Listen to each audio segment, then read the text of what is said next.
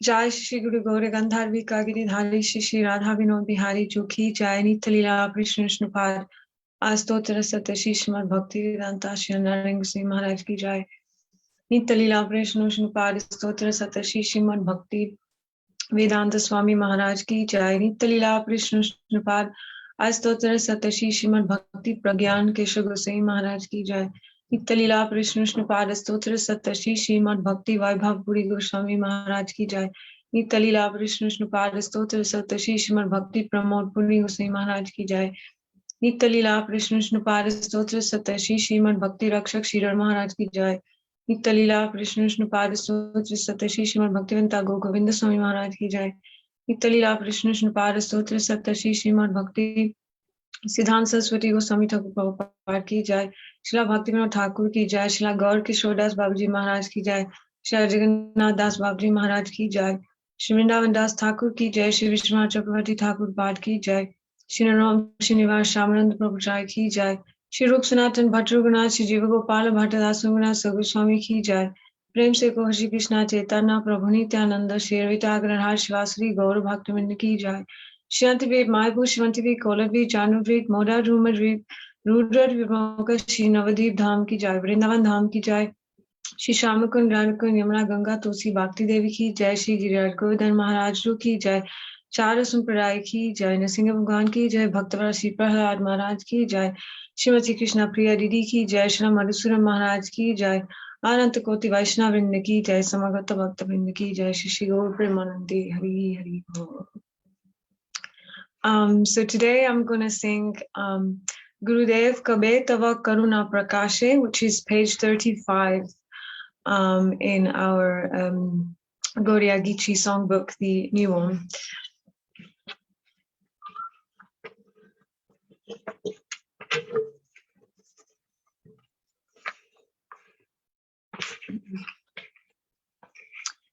Gurudev Kabe Tava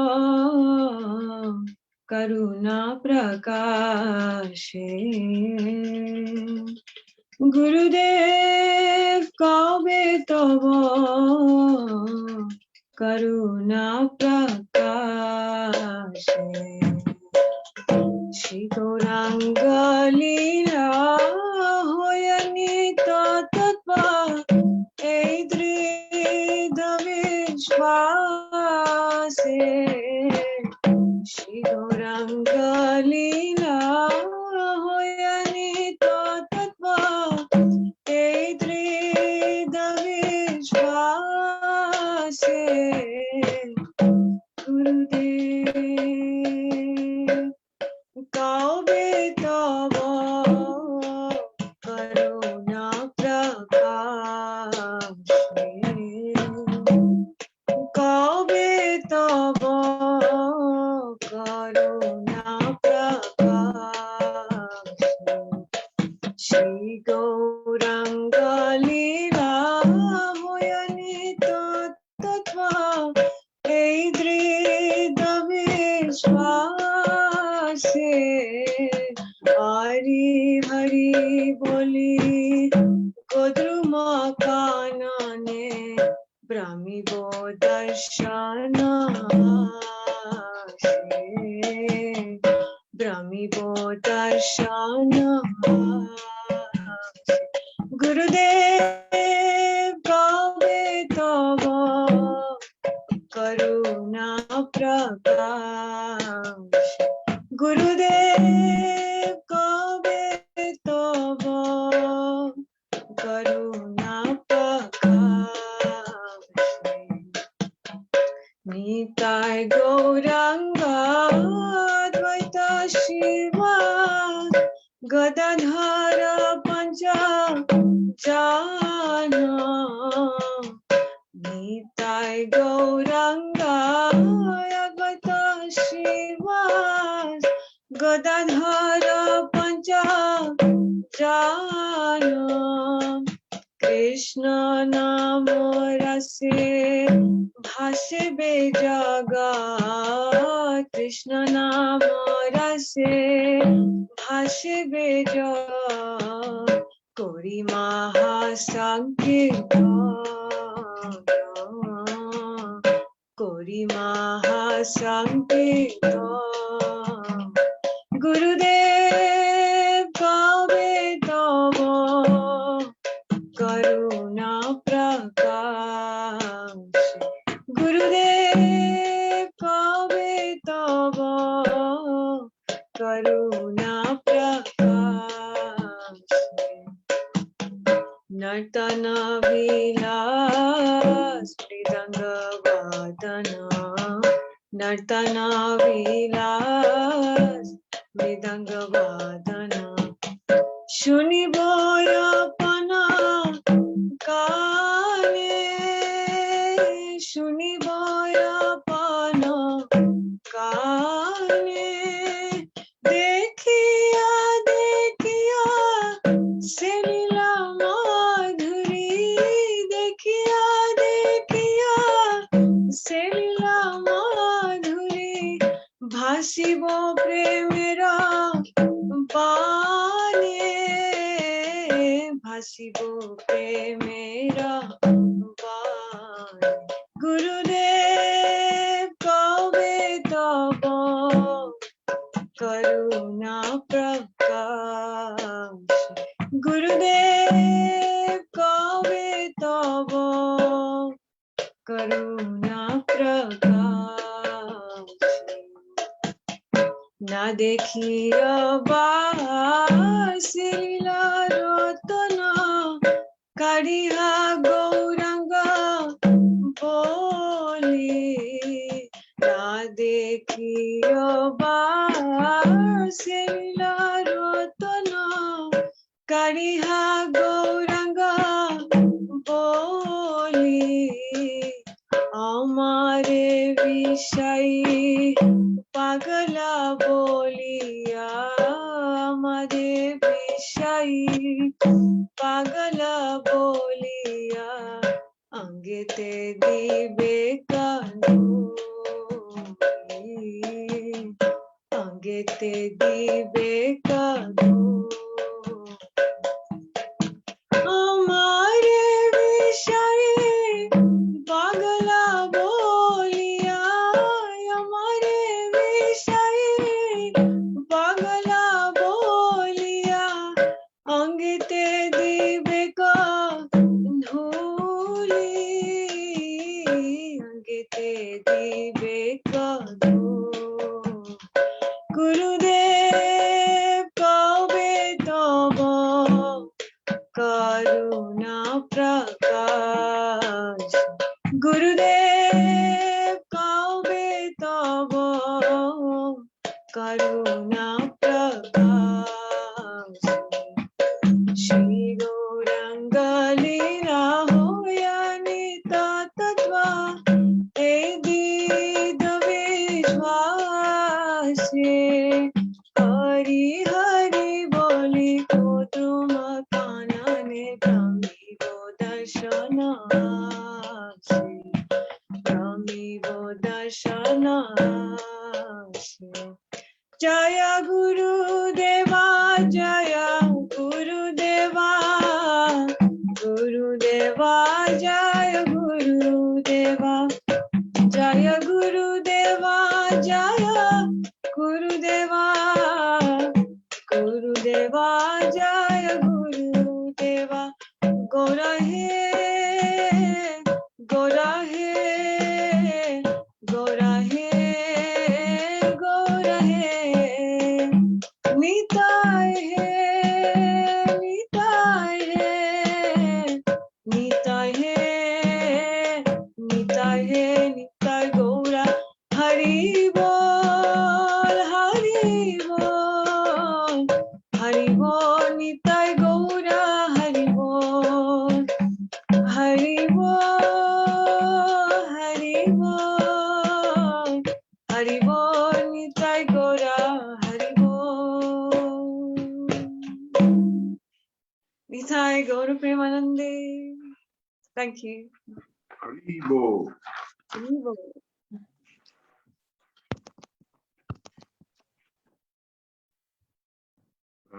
Kalpatrubhischa Kripasunduevacha Patitanam Bhavanabhyo Vaishnavabhyo Namaha. Om again Tirumandasya Ganjana Salakya Chakshomilitamina Tashme Shri Gurve Namaha. Trinada Pi Sunichana Taroda Pi Sahishtuna Amanina Manadina Kirtani Sadahari Vachvegam Manashak Rodavegam Jivavegam Udaro Pastavegam Etan Veganyo Visaheta Dira Savapinam Apimam Pritivam Sashishyat Anyablasta Sunyam Tate Nukampam Susamikshamano Bujnayavatma Kitam Vipakam Hit Vakvaku Bividam Namaste Jivita Yo Mukti Sadaya Bak Anyablasta Sunyam Gyan Kambriana Vritam Anukalenya Krishna Shiranam Bhakti Uttama Jai Shri Krishna Chaitanya Prabhu Nityananda Shri Advaita Gadata Shri Vasadi Gaura Bhaktivinda Hare Krishna Krishna Krishna Hare Hare Hare Ram Ram Ram Hare Hare. You should ask.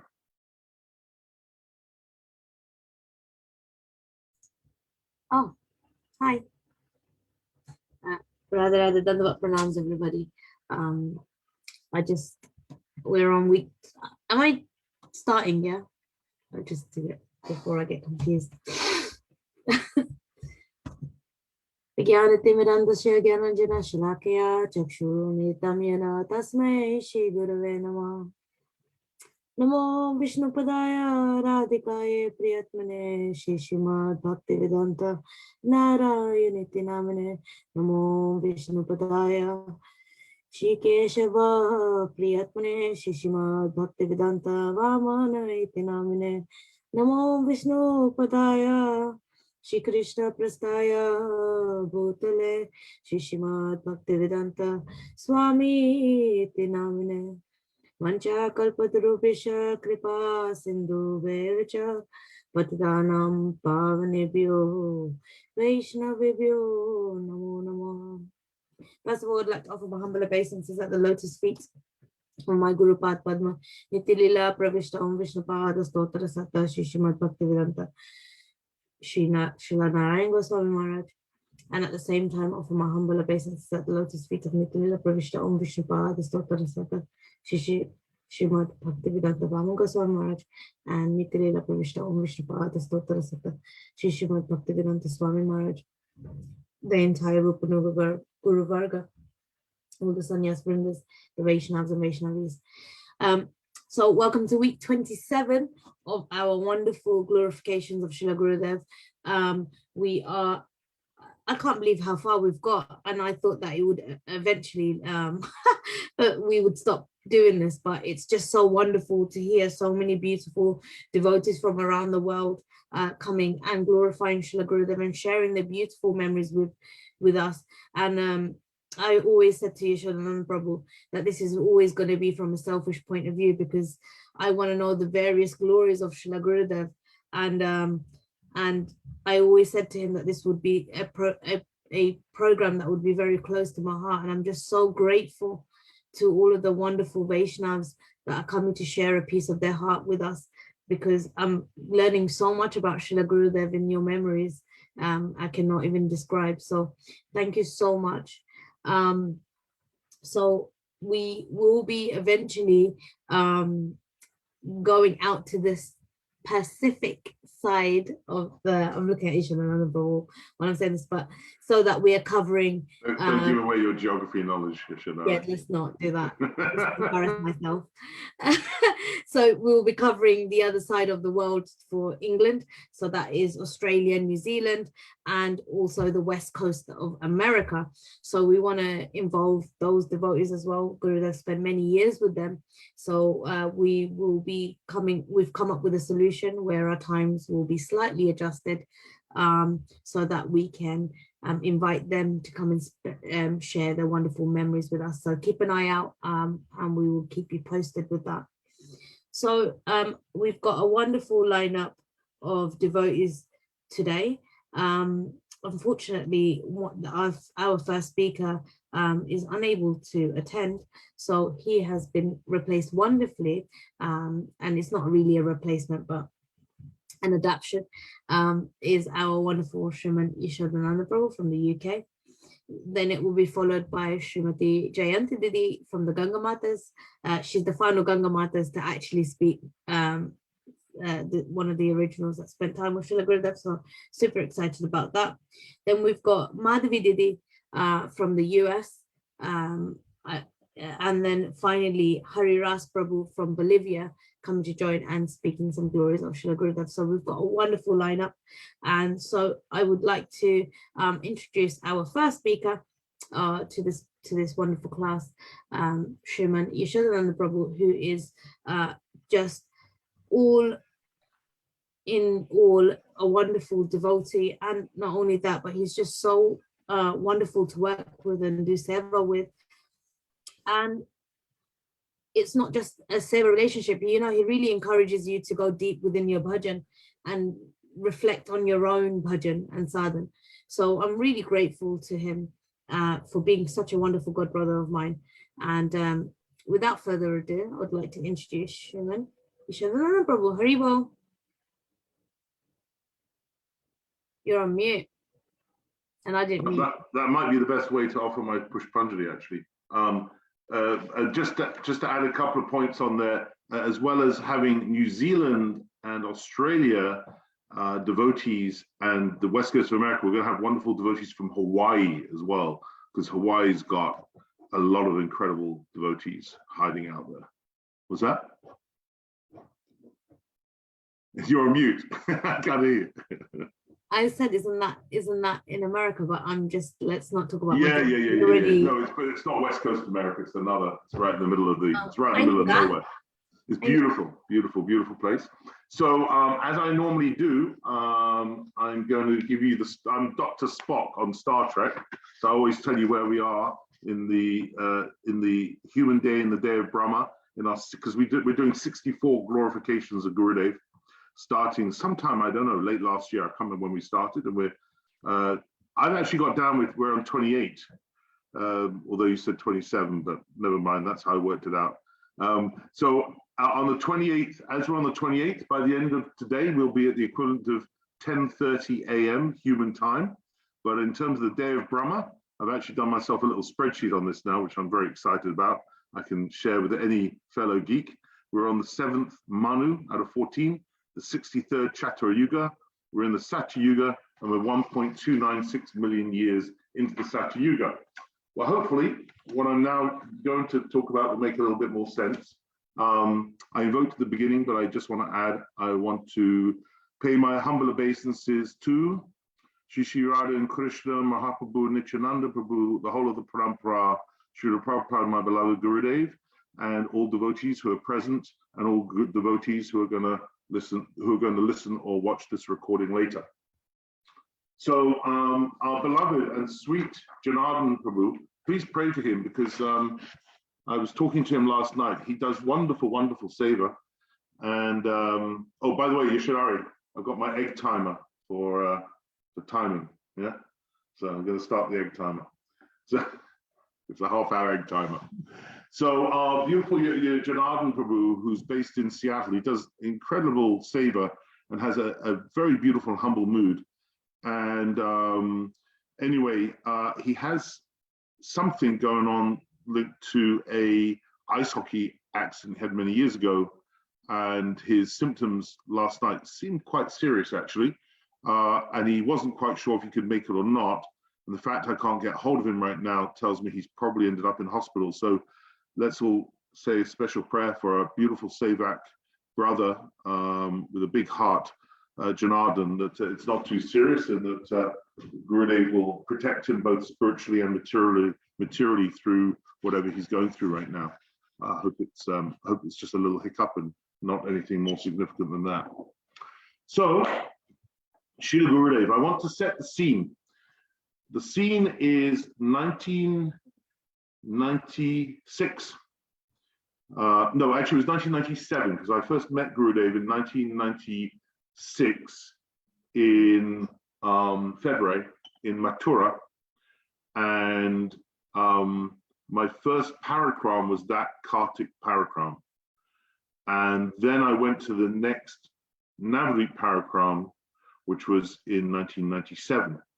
And at that Navadvip parikram, I remember firstly, after the parikram, it was sort of dusk time, and it was darshan time with both Srila Bhaktivedanta Vaman Maharaj and also Gurudev.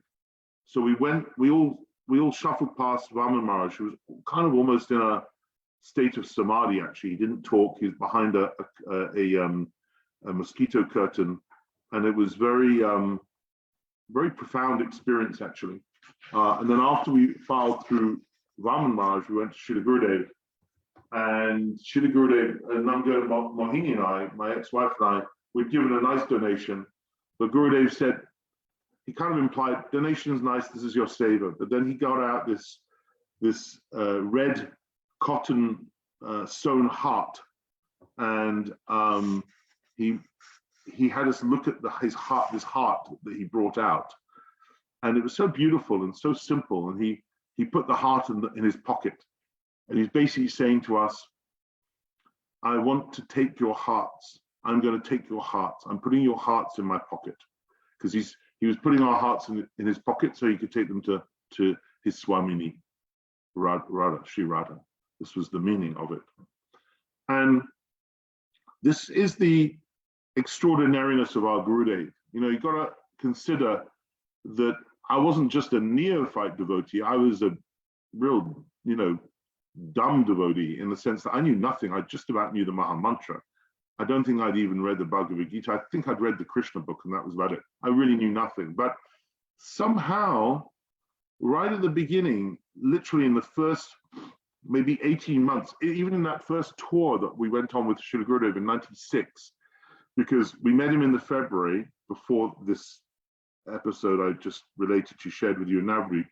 We met him in 96 in February, and then we sponsored his visa to come over to the UK after Holland, and then we ended up going across America and following him on part of his first world tour. And I remember back then getting this whiff, this sense, this seed in my heart of this Manjari Bhav. And you've got to remember, someone who just about chanted the Maha Mantra and maybe had read a couple of books and that was it. How would I relate to something like Manjari Bhav? I mean, it doesn't make any logical sense that I could even get a sense of that. But somehow, and I don't know how, he managed to place the seed in my heart that this is the goal of bhakti under his guidance, under his anugat, which is obviously a word that then I didn't know. But by faithfully following him, he would take us under guidance in a very specific mood, so that he could realize in our hearts our real swarup of Manjari and the real glories of the praying that already is existent in our hearts of Manjari Bhav. So to do that and to give that sense of that seed of a concept into a heart that was so undeveloped like mine back in 96 and then 97 is really an extraordinary, very mystical and very spiritual accomplishment, which then has meant that everything since then has been an unfolding of truth and Rasa. So you know how in many parts of our texts it talks about in the Bhagavatam and the Gita, it talks about the flowery words of the Vedas. You know, as a Westerner who doesn't read Hindi, Bengali, or Sanskrit, to have a view of the Vedas, to enter the Vedas without context, without guidance, is a recipe for deep, deep confusion, which is actually why so much of yoga, general yoga practices in the West have become very confused, very proliferated, but very confused.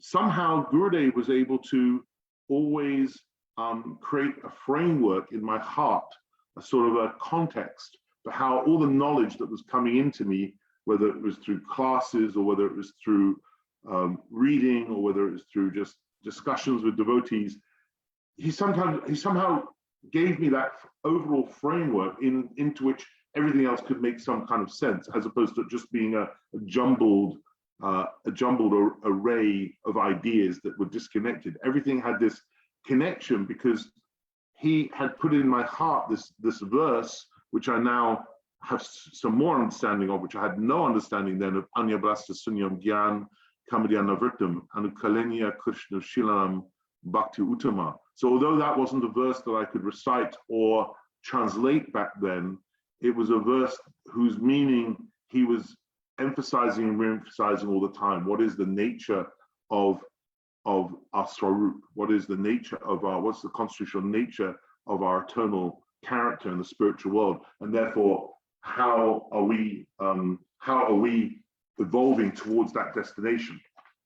So specifically, and he's very renowned for this, because Gurudev always used to host a 4-day festival for the disappearance day of Rupa Goswami, because of course we are serving as Manjaris, our potentiality and seed is to be serving Srila Gurudev as Manjaris, and he's serving Rupa Manjari, who's serving the Gopi Lalit, who's serving Swamini Radha. And so Rupa Goswami is the lotus feet in one of his favorite bhajans, Gurudev's favorite bhajans, is holding onto the lotus feet of Rupa Goswami, Rupa Manjari. That is his life and soul. That's our life and soul. And so one of Gurudev, I mean, he had many things, so many things you can glorify Srila Gurudev about, but he's taking that heart that he gave to us back in Navri, was saying to us, I'm going to take you to Rupa Manjari. I'm going to take you to Lalita. I'm going to take you to Swamini Radharani.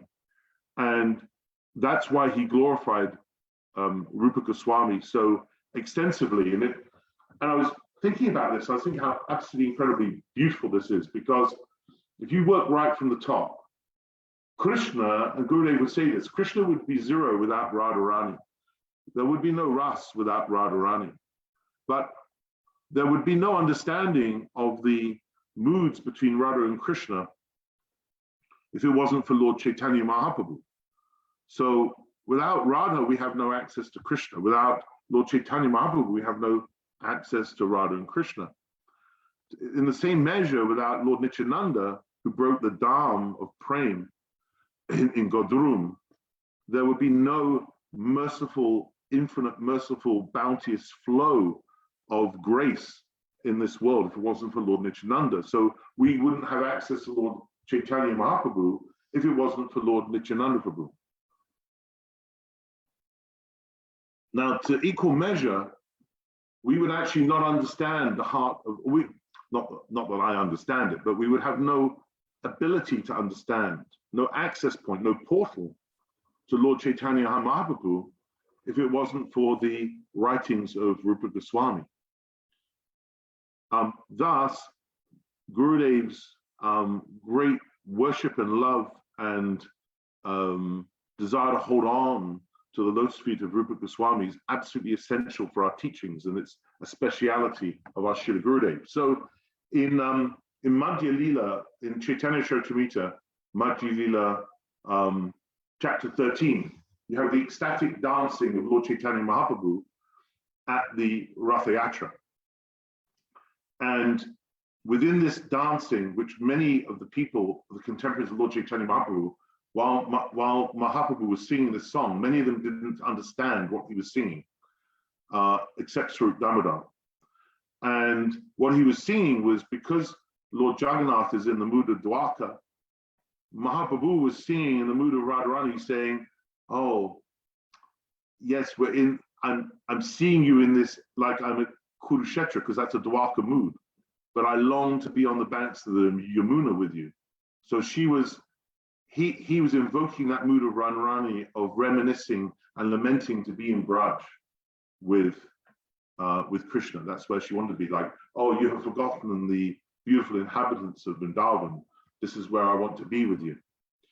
And if you fast forward to Antya Lila, chapter 1, verses 78 to 79, Rupa Goswami writes the following verses. He says, but actually I'll go back to verse 75, just read 4 verses. It says, generally, Sri Chaitanya Mahaprabhu recited a verse while dancing and chanting before the Rath Yatra, but no one knew why he was reciting that particular verse. Only Swarup Damodar knew the purpose for which the Lord recited that verse. According to the Lord's attitude, he used to quote other verses to enable the Lord to relish mellows. Rupa Goswami, however, could understand the intention of the Lord, and thus he composed another verse that appealed to Sri Chaitanya Mahaprabhu. That very personality who stole my heart during my youth is now again my master. These are the same moonlight nights of the month of Chaitra. The same fragrance of malati flowers is there, and the same sweet breezes are blowing from the Kandamba forest. In our intimate relationship, I am also the same lover, yet still my mind is not happy there, not happy here. I'm not happy in Dwarkamud, in Kurukshetra. I'm eager to go back to that place on the bank of the Oreva under the Vitasha tree. That is my desire. And then Mahaprabhu continues, my dear, or Rupa Goswami continues expressing Mahaprabhu's mood. My dear friend, now I've met my very old and dear friend Krishna on this field of Kurukshetra. I am the same Radharani, and now we are meeting together. It is very pleasant, but I would still like to go to the bank of the Yamuna beneath the trees of the forest there. I wish to hear the vibration of his sweet flute playing the 5th note within that forest of Vrindavan. And then verse 80 says, after writing this verse on a palm leaf, Rupa Goswami put it somewhere in his thatched roof and went to bathe in the sea. And at that time, Sri Chaitanya Mahaprabhu went there to meet him. And when he saw the leaf pushed into the roof by Rupa Goswami and saw the verse, he began to read it. And after reading the verse, Sri Chaitanya Mahaprabhu was overwhelmed by ecstatic love. At that time, Rupa Goswami returned, having finished bathing in the sea. Seeing the Lord, Sri Rupa Goswami fell flat in the courtyard to offer obeisances. The Lord slapped him mildly in love and spoke as follows. He said, so Mahaprabhu talking to Rupa Goswami, he says, my heart is very confidential. How did you know my mind in this way? And after saying this, he firmly embraced Rupa Goswami. And he later said he showed the verse to Swarup Damodar and said, how did Rupa Goswami understand my heart? So this is the great speciality of Gurudev, is emphasizing the importance of Rupa Goswami and unpacking Rupa Goswami's teachings for us. It's called in theology an eschatological process. An eschatological process is a series of aligned or arrayed or organized theological understandings or scripture that has a kind of a crescendo, a final purpose. So say in the Christians, they have this sort of idea of it's very external. Some of the evangelical Christians have this idea of a rapture, the idea that one day, there's a day of judgment and all those who are saved, they get somehow pulled up to heaven, and all those who are damned stay on the earth. Our spiritual process is much more subtle and sublime than this. Our eschatological process is the crescendo, the intimacy, the final destination point is in the intimacy and relationship in the kunj with Radha and Krishna. And this is what Gurudev came to give, to emphasize the importance of understanding the mood and the heart of Nityananda Prabhu, to understand Mahaprabhu, and thus to understand our Swamini Radha, thus understanding the relationship between Radha and Krishna, so ultimately we can really serve them in the spiritual world. And this is why, although he would still, express the importance of the process as delineated in Madhura Kandambini of going through the anatas, there was a great emphasis also on the Artha Pravritti side of our process, as well as the Anatta Nivritti side. So Anartha literally means, artha means that which has wealth in your heart. And anartha means that which has no wealth in your heart.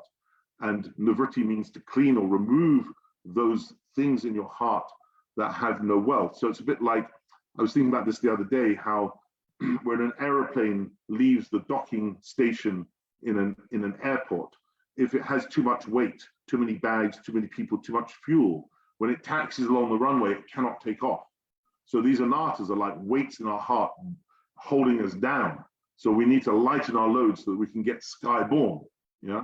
But and that's why a powerful Gurudev like our Gurudev is able to help us. If we go to him with our anarthas, he's able to help us lighten the load in our heart so we can take off in our bhakti more easily.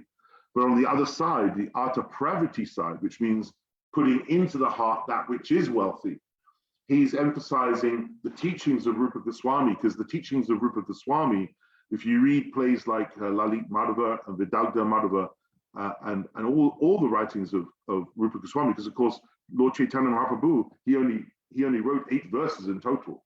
It was Rupa Goswami's job to write prolifically, from which so much of our latter literature has come from, interpretations and reinterpretations of the same literature written by Rupa Goswami. So Gurudev is an absolute master of the manifest and unmanifest universes in this respect. He's left us with a legacy of literature through his own writings, a legacy of teachings through his own classes that glorifies Rupa Goswami as the bestower and the person who is able to really go into Mahaprabhu's heart and pull out all the beautiful Rasa tattva, so that we can really authentically enter into that meditation. Because that's where, going back to what I said at the beginning, Gurudev said to me, he said, I want to take your heart. I want to take your heart to Vrindavan. I want to take your heart to my Swamini Radha. And the way he's doing that is he's doing that by sharing with us and helping us understand the absolute central importance of Rupa Manjari in the Kunj, serving Lalit, serving Radha and Krishna, or serving Radha to serve Krishna. And in this world, he's emphasizing the importance of Rupa Goswami's teachings so that we can get that mood from Gurudev, so that our seva, so that our sadhana can be imbued with that mood, and then our seva can be imbued from what we're doing in our sadhana. Our seva then benefits from that mood as well, which then means that everything becomes sort of congruent. It means that the river is flowing down in one direction. It's not getting dissipated through lots of different rivulets. It's not leaking out here and there. It's one pointed. It's anugat. It's following one mood, and it's not just following. It's not like following just one dogma. It's a very sweet mood, and you notice it that in devotees that are devotees of Gurudev, even if people are not that absorbed in the Rasa teachings of Gurudev and of Rupa Goswami, there's something that Gurudev has transmitted into all of our hearts, which is a kind of a desire for the spiritual perfection, while at the same time a kind of a liberality in the sense of always trying to see one another for our best, the best in one another, rather than pointing out the faults. Because when you're someone like Srila Gurudev, and he's giving us, even though I'm a very rascal devotee, and I realize I don't deserve to be an entrant to any of this knowledge, and yet I also know it doesn't matter that I am not qualified, because my Gurudev is qualified to give it to me irrespective of my qualification. And what Gurudev does is, because he's giving us access to the infinite prema and love in the relationship between Radha and Krishna flowing through the whole parampara, because he's giving us some access to that, he's creating this enormous context for us. So you know what it's like when you have when one gets stuck in the mundanities of life. Someone slights you, someone says something you don't like, and or something goes wrong in one's life or in some relationship, and it's very easy to get sort of burdened and bogged down in the pedantic sort of annoyance of life as a conditioned soul. But what Gurudeva has done is he's created such a huge movie of love that actually, as soon as you put your head out the window of, instead of staying inside your own house, your own little, it's kind of like your own little cave of ignorance. You see there's this window that Gurudeva has created, and you pop your head out and you go, wow, the sky is so big, it's so blue, it's so infinite. This beautiful love that he's given us access to in the spiritual world is so extraordinary. Why would I look at the one black spot on the cloth of the other person when I can look at all the white parts? Or even if all you can see is black and you can see one white spot, why wouldn't I just concentrate on the white spot? So this all, although it's very high philosophy that he's given us, and Rupa Goswami is so esoteric and so subtle and so brilliant, and sometimes you read some of his writings and you think, wow, I think I only got about, 0.5% of that. There's something that is transmitted into our hearts that Gurudev has, which is this broad-mindedness and this tolerance that comes from saying, well, actually, the transcendental world of love is so relishable, so beautiful, so rich, that if I contextualize these small so-called material difficulties in this world within that greater context, within that greater game, that greater goal of Manjari Bhav, why am I getting het up about this or that or the other? Takte kampam. Yeah, I can tolerate my karma if I understand that the game is so much bigger than this small time material world. There's so much more to play for. And Gurudev has given, that's why he said to us, you may helpless, yes, but never be hopeless. How can any of us be hopeless? Because we have Srila Gurudev who's taking us home. And I think this also beautifully reconciles the relationship between Srila Gurudev and Srila Prabhupada, because I was speaking to a Prabhupada disciple some time ago, and this person was telling me how, I think it was in the early 90s, Gurudev came to Krishna Balaram, and what this person heard Gurudev say was, oh, your Prabhupada, he's focused on Seva, Seva, Seva, and now it's time to kind of stop doing Seva and go deeper into your sadhana. And this person, he wasn't unfavorable to Gurudev, but he wasn't favorable either. He just didn't get it. He didn't understand that Gurudev and Prabhupada, they're so one and different. Like in the same way as I was explaining how without Radha, there's no Krishna. And without Mahaprabhu, for us, there's no Radha and Krishna. And without Nityananda, there's no Mahaprabhu. And without Rupa Goswami, there's no Chaitanya Mahaprabhu. And without Gurudev, we wouldn't have the access we have to Rupa Goswami, not because Prabhupada wasn't realizing all these things. Of course he was, and more so, I mean, totally so.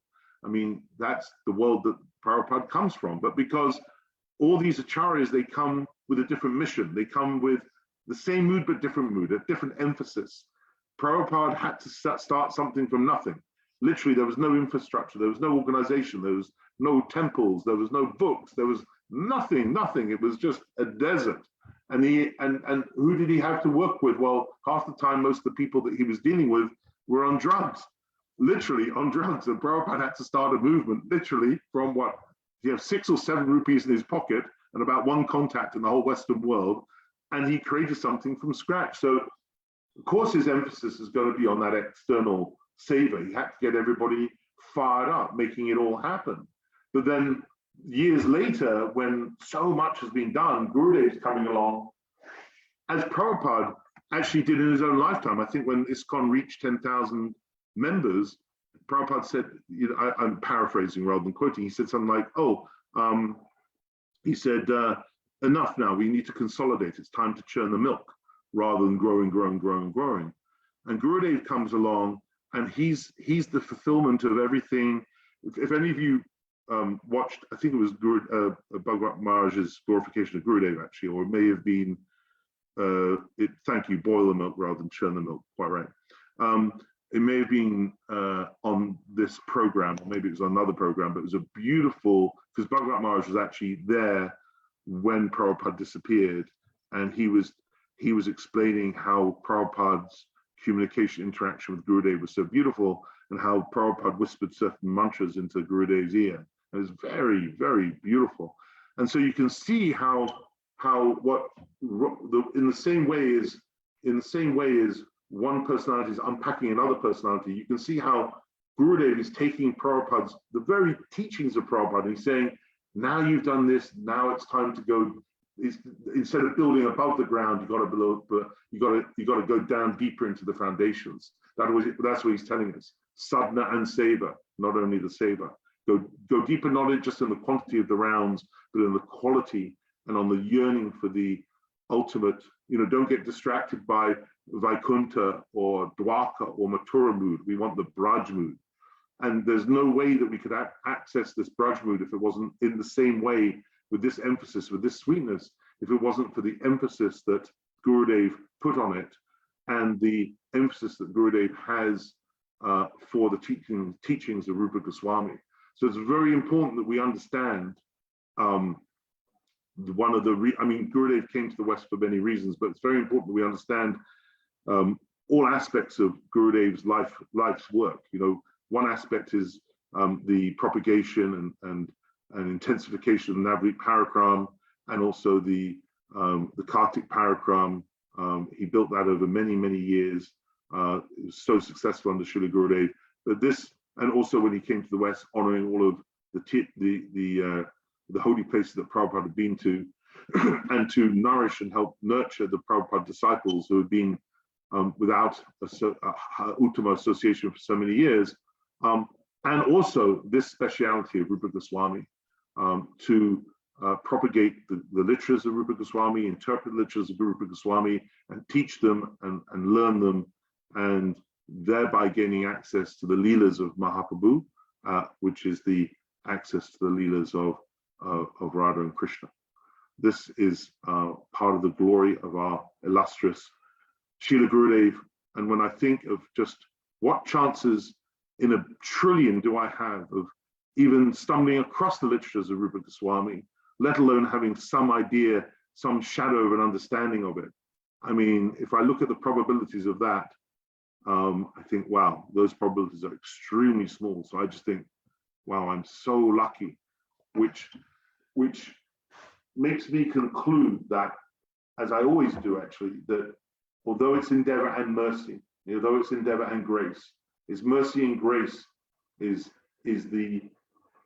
such a larger part of our spiritual process. If we just keep, yes, we have to endeavor, and sometimes we don't feel like doing our practice or turning up for Sankirtan or turning up for this program or whatever it is. But you know what? I feel the most mercy comes when we don't feel like doing something and we turn up anyway. We turn up anyway because we know where the juice is, we know where the love is, we know where Gurudev is. And if we make ourselves available for that mercy, even when we don't feel like it, we will get the mercy, we will get that grace. Because we may be helpless, we're all helpless, but none of us are hopeless, because we have the most incredible, beautiful, compassionate, merciful, erudite, brilliant Srila Gurudev, who has nourished and helped all of us so much and continues to do so, because he is closer to us than the air that we breathe. Haribol, Dandavat Pranamas, Haribol. I have a little sand left in my, not much, I have a little sand left in my egg timer. I just want to say thank you so much, Yasodanandan Prabhu, for glorifying Gurudev in such a beautiful and eloquent way. Gurudev, you were speaking about not being hopeless, and Gurudev used to, when he used to go back on his world tours, used to say, "I'm coming here to give you hope." And he is our hope. He's got the key to everything that we need in getting to our goal, and he's given us our goal also. So we're really, really fortunate to have such an wonderful Gurudev, and a Gurudev that honors everyone so beautifully and loves everyone so the same, in the sense that he doesn't see no difference. He just wants to help everyone. And this is the compassion and mood that Srila Gurudev had for all that came, everyone that came to him. It wasn't just that it's just my devotees, you know. He would be like that with everyone. So you've explained it so beautifully, and this concept of Rupa Goswami and knowing who Srila Rupa Goswami is, Gurudev did it in such a profound way. He made it so easy. He made it so easy to have a relationship with Rupa Goswami, and Vishwanath Chakravarti Thakur, and Srila Bhaktivinoda Thakur, whoever it was, even Srila Prabhupada. So he's an amazing person. And actually, as time goes on, and I'm realizing this, like as time goes on, I don't realize how fortunate I am until I meet someone that hasn't met Srila Gurudev. Because when you're born or into the movement of Srila Gurudev, you take for granted what he's given, and then you realize that you speak to someone that is not so perhaps well versed, and then you realize, wow, this is what Srila Gurudev has come to give. So very, very lucky. So thank you so much. Sorry, can I just add one thing? I just had a personal note came through. Someone said to me, can I share some personal darshans? And I just want to, so the question is, can I share something like my personal darshan with Gurudev? And I just wanted to answer that, because I had very short notice to prepare anyhow, but what I was thinking was that, I mean, normally I would imbue it with a lot more of my personal interactions with Gurudev, because I had so much association with him and so relishable.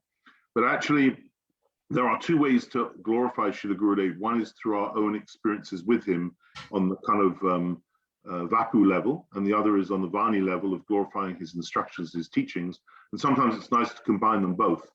But I felt very much in this that the personal way to express my relationship with Srila Gurudev is, what does personal mean? It's to my person.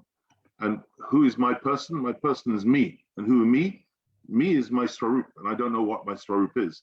But actually this teaching and this exploration and this attachment to the lotus feet of Rupa Goswami and Rupa Manjari, that's going to help me realize who the me is. And so that's more personal than any external darshan. It's the internal realization of my experience that can help me have my Swarup realize that is the real person. That's the real personal for me.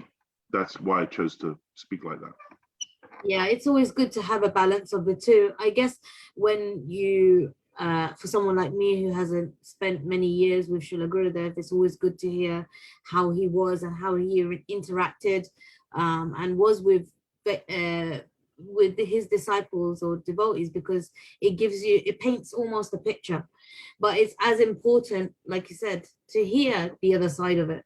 So both are very, very important, actually. And I know that we're going to move over to our next speaker, who hopefully will share some memories of Srila Gurudev. And the rest of the speakers will also speak about some memories and maybe perhaps intertwine the two. But okay, so I'll hand back to you to let you continue. Okay, Dandavats. And oh, that's nice, because the person who wrote that to me then replied to my reply, beautiful. So they're happy. So everyone's happy. So our next speaker is known to many of you, but maybe for those of you who are not in the UK, maybe not so. She is, 2007 was her miracle year, because she met the devotees at the end of 2006. And yet the following year, in 2007, she met Srila Gurudev's devotees, she met Srila Gurudev, she took Harinam from Srila Gurudev, she took Diksha from Srila Gurudev, and in the same year joined the Gangamatas. So that's what you call a turnaround year.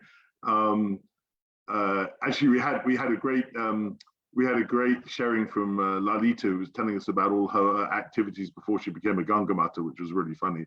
So I was wondering if there's a similar turnaround, but she's from Lithuania.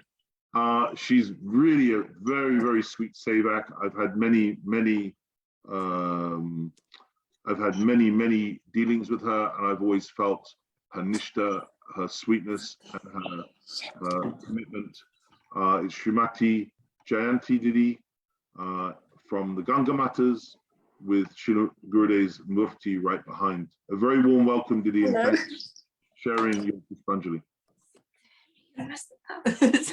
Sorry, just messed it up with my stand right now. Just No problem. Take your time. 1 second.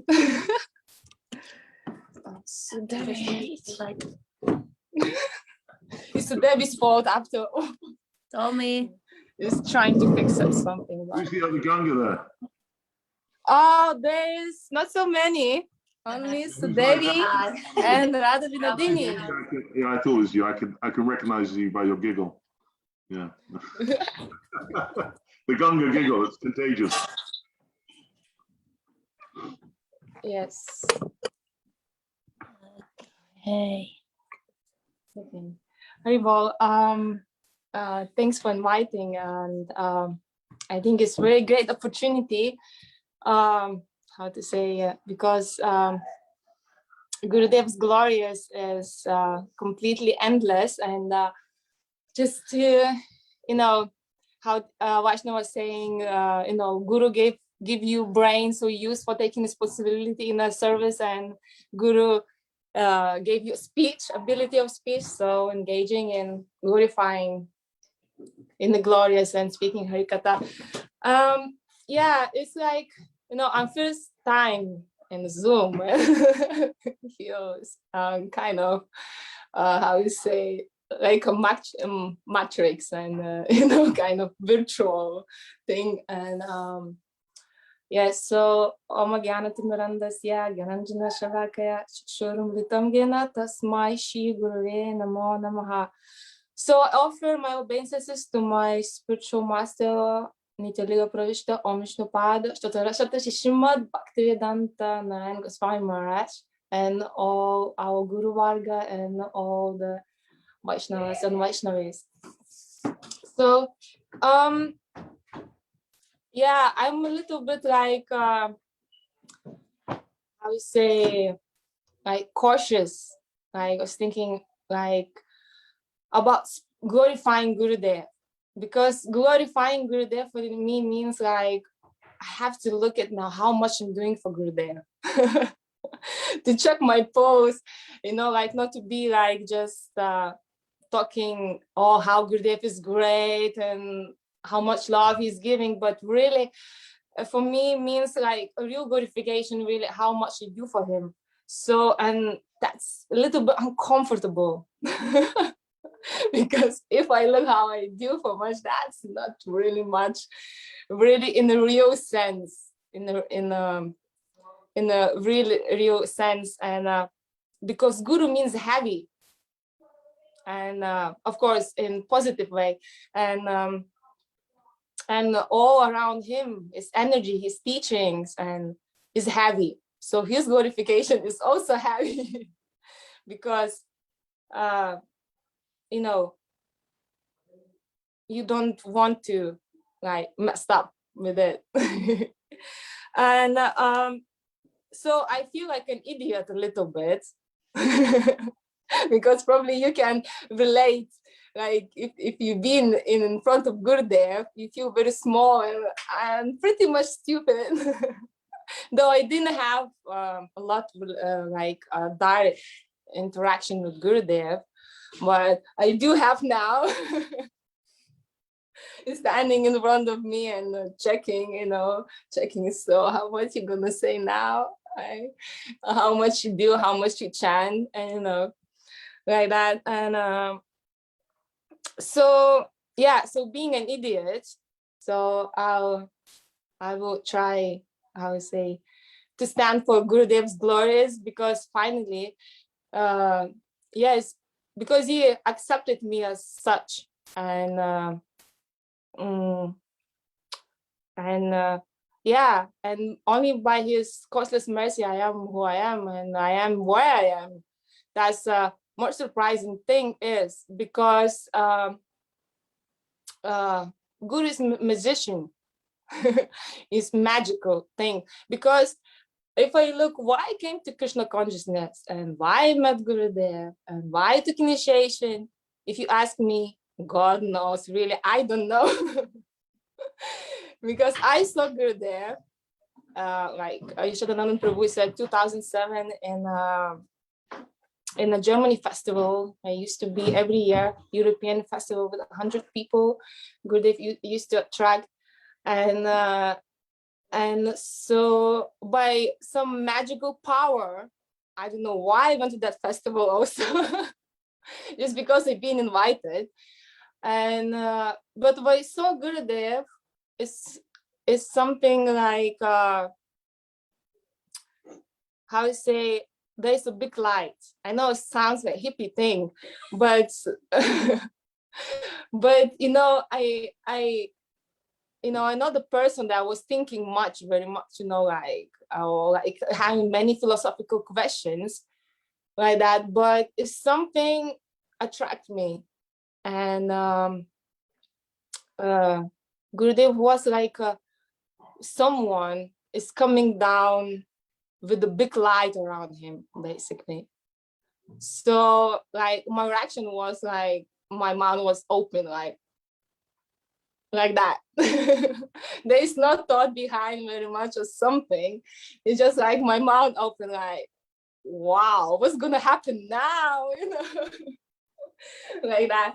So that was my first impression of Gurudev, like some like completely magnanimous personality, someone that I never met in my life, and like that, and someone very powerful, like that, and definitely changing life, like that. And what what I like about Gurudev, because when I first time came to Krishna consciousness, I got to learn that Gurudev can change anything you want to, and by Guru's power, you can do anything you want to. That's I liked it very much. Like because like I like heroes. There, and I think many people like heroes because they're creating so many movies like Superman and Batman and Wonder Woman and so many other that I not even know. And so people like to be safe and like to rely on someone and like to feel protected, like that. So in this way, Gurudev is my favorite hero, I have to say, isn't it? And because you see, Guru is not ordinary person. He comes from spiritual world, and he makes relationship with all living entities, and makes us connected, to be connected with the spiritual things, with the spiritual world, where in this way we can feel this protection. Whatever, he's also like a hero, because you don't need to be present in front of us all the time physically that we could see, but because we know that Guru is always present. He is not like bodily orientated personality or human being, like that. You see, this is something that behind our mind and behind intelligence, like that, but is orientated in faith and thing like that. And Guru gives this protection if we remember him, like that, and love, like that, because we all the like Swami Prabhupada saying that even animals live, how to say, they depend on love, because the cat, the mom cat, she takes care of the kitties and like that. So so in this world, everyone looking for love, basically, and love gives power for the human beings, even in material world, like people, because of the name of love, they do also extraordinary things, like someone can overcome deadly sickness by support of loved ones, by the love of family. The soldier, he survives the war, knowing that loved ones waiting for him. And, you know, people, because of the name of love, they can climb the highest mountains like this. So even in this material world, love is already has a lot of power. But what to talk about love transcending straight from the God? Like that is I found, like, because Gurudev, he channels this love and gives to us this love, like that. No need him to be present in front of us, like that, isn't it? Because he's not extraordinary personality. And that's why he's hero, because it's also not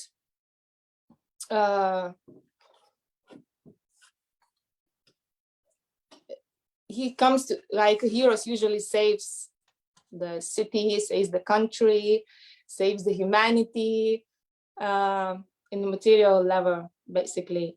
But Gurudev actually came from the spiritual world to save us by his causeless mercy, basically.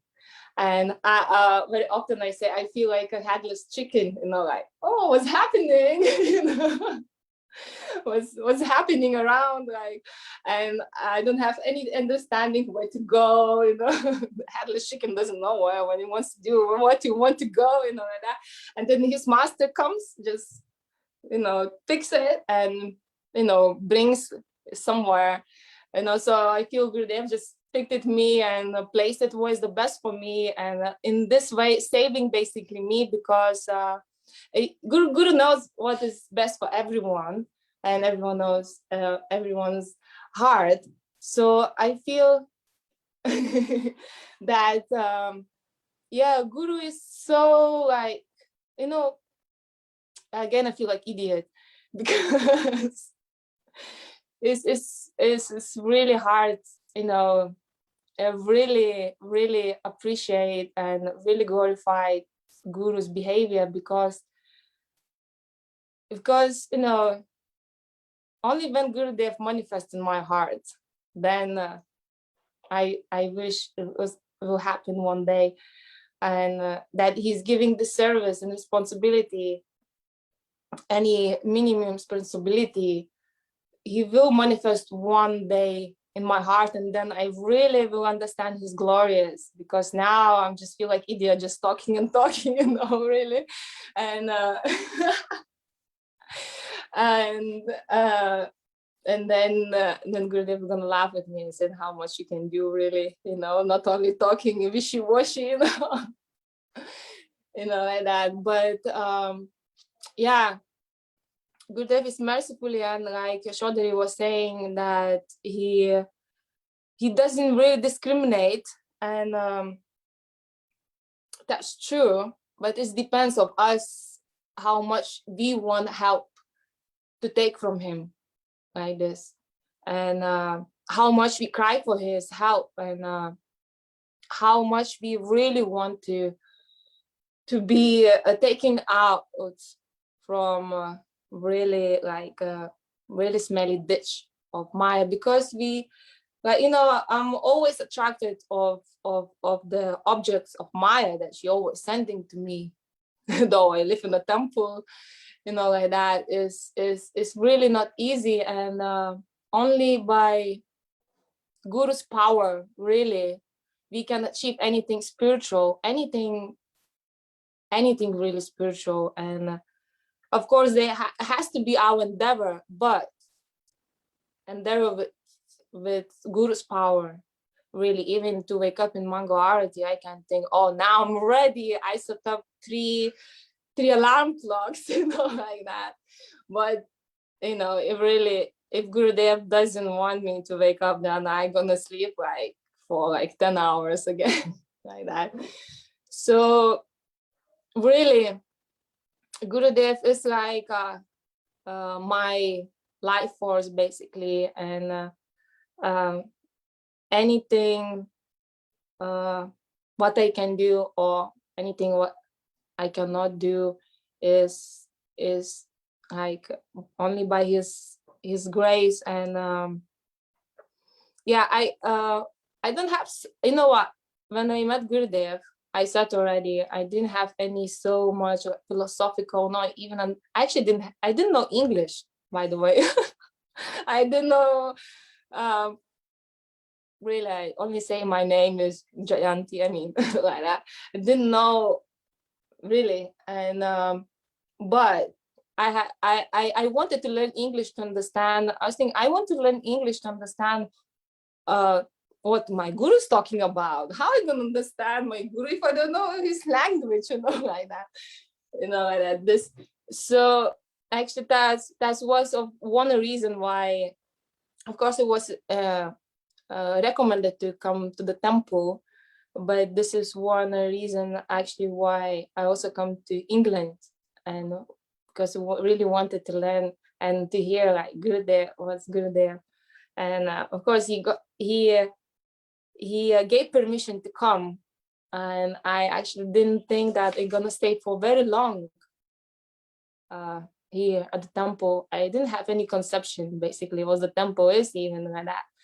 But then I think when I took Diksha and then we went to go for name, then accidentally, basically, like really by accident, I think it's like, like saying Guru brings jivas to spiritual life by hook and crook. So basically, Gurudev made me stay in the temple by his trickery, because like in the Navadvip Parikrama that Gurudev used to stay not in the complex yet, but in a house in the town. I don't know if someone remembers, maybe. And that, so I think after class, me and one of my friends, we going home in somewhere in one of the Bengalis' houses. And then one Didi, she was like really running, and she's passing us, and then she turns around and said, "Hey, are you coming for Gurudev's darshan?" And then we not even knew that Gurudev darshan is happening, and we say, "Oh, okay," we coming, and then we go to Gurudev's darshan, and there is only, actually, I don't know, maybe it was a ladies' darshan, I don't know, but only ladies were there, and then a couple brahmacharis basically, and different didis, like that. And then was one devotee from Lithuania, and then he used to always encourage me to ask Gurudev for different things, and then he said, like, "Hey, now is good time, you should ask Gurudev what you should do with your life," like that. And then I said, "Well, okay, you ask for me because I don't know English." And okay, so he's, Gurudev used to like look at all, like, what's your name and all like that.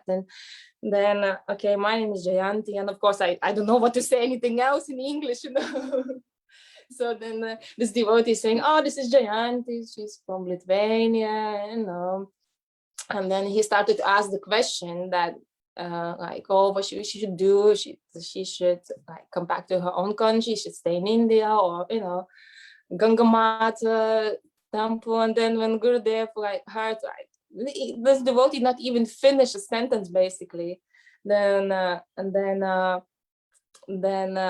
Gurudev, he said Gangamatas, like that. And then basically from that time my whole life turned to like more than 108 degrees basically. That's why I would call his magic basically, how by just saying one word and lift his hand can change, and like someone's life. And of course we can hear from many devotees how he touched he touched everyone's heart, how he made impact, and how he changed, turn and churn everyone's hearts and everything. But this is how the Vaisnavas say that this is the power of real Guru and a pure devotee, that actually only by his association, even those who doesn't have respect or doesn't know anything, only by being next to it, they can I would say gain a lot of benefits, a lot of security of it. But what about those who can hear from him something and take in the heart, then Gurudev's, yeah, like by hook and crook gives this spiritual taste, basically. Yes, I am a tiny jiva. I really don't want, I have to force it myself for spiritual activities, because I still, my consciousness is still material, and I still like very easy hankering for this material taste, you know, like Maya is always representing with the overshadowing with the presence, you like this, and all like that.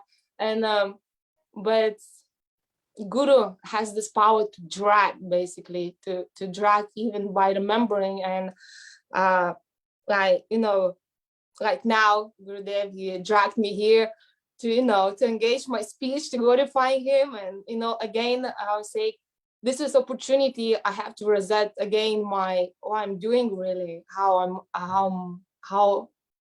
much I'm doing like that. So, you know, this is really something extraordinary, and to grasp some glories is really, really hard, but in the same way is also very heart enlightening, basically. And to hear so many different devotees, and always how much Gurudev may impact on their life is giving like more inspiration. Yes, I want to do more for Gurudev, like this, like till maybe after 1 week again failing like that. But yes, and Gurudev being like, yes, is one of my hero and one of my like light force in my life. And I not really imagine how it would be without him, basically. Oh, I think it would be really crap, man. Not even think about that. You know, so we can all relate with that. I think it's really relatable, and special. Yes. So, and like, really, I'm grateful to Gurudev that he had brought me here to Krishna consciousness and meet many devotees, and to be inspired. And though I'm not inspired, but by his causeless mercy, to be inspired, and be able to do some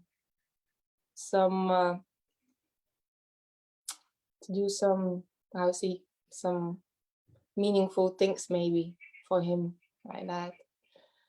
So thank you very much for inviting, and I don't know if I take too short or too long. You may have a few sand particles left in the egg timer, but don't worry, Jayanti. I wanted to check something, actually. Did you call yourself a hapless chicken? Did I hear that right? Yes. That's brilliant. I've got this kind of children's book in my mind now about a hapless chicken meeting her hero. It's very cute. It's brilliant. I love it.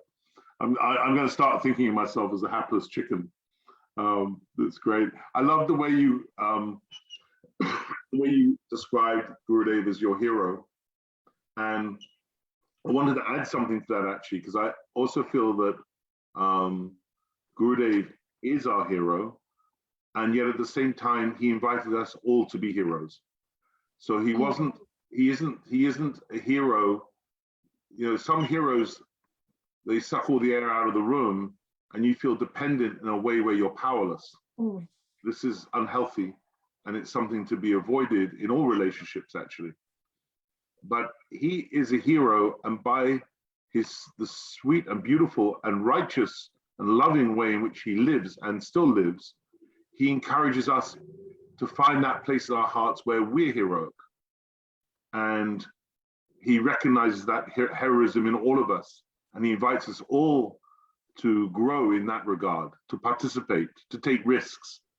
And I feel actually that, although you won't accept what I'm about to say, I feel like in that sense, even if you don't consider yourself a hero, I think you are a hero to many people. And I think the Gangamatas are heroic in so many ways. And you have exemplified that spirit of Gurudev empowering his devotees to perform seva and to give their hearts in a heroic way. So I feel that actually that you were describing yourself and the Gangamatas without realizing it. Although that wasn't your intention, I'm going to ascribe that to you. You know, I also feel like, you know, Gurudev's a general and we are like his small soldiers, you know, we like battling on the on the battlefield, you know, like that. So maybe you would relate with that maybe, not maybe, but we are like his small heroes, you know, in our own battlefield, and he is showering the power basically, you know, like that. Because a general, you know, soldiers take courage from the general basically. Yes. Like Yes. You know, you know the story of Lord Ram and the squirrel, right? Yeah. Yes. Yeah. So I always feel, I'm often using that analogy, I feel like we're all squirrels, like Lord Ram and the squirrel. Some of us are taller squirrels, shorter squirrels, fatter squirrels, or thinner squirrels, but we're all squirrels, you know?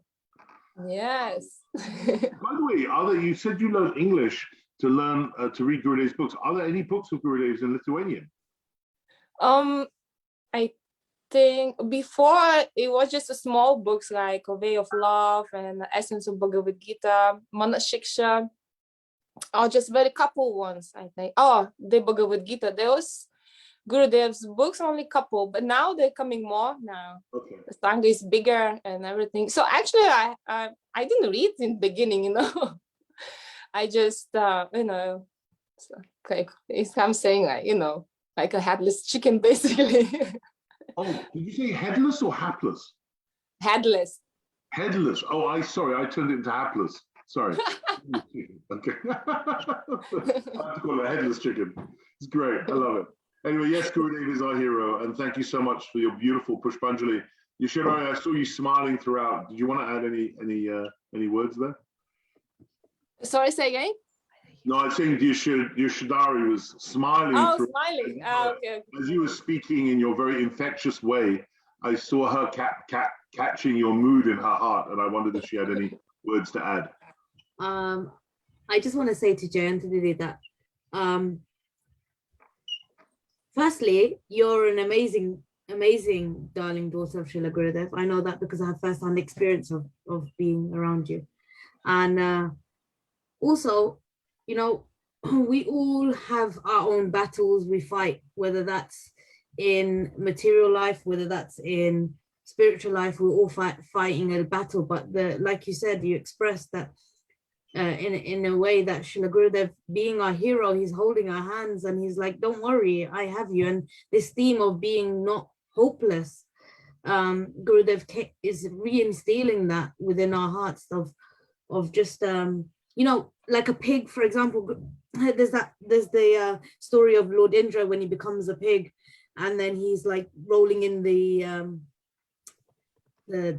nasty stuff, and when what pigs do, and you know, he goes back into his another position, and then he prefers to go back. He gets clean, and then he goes back to rolling in the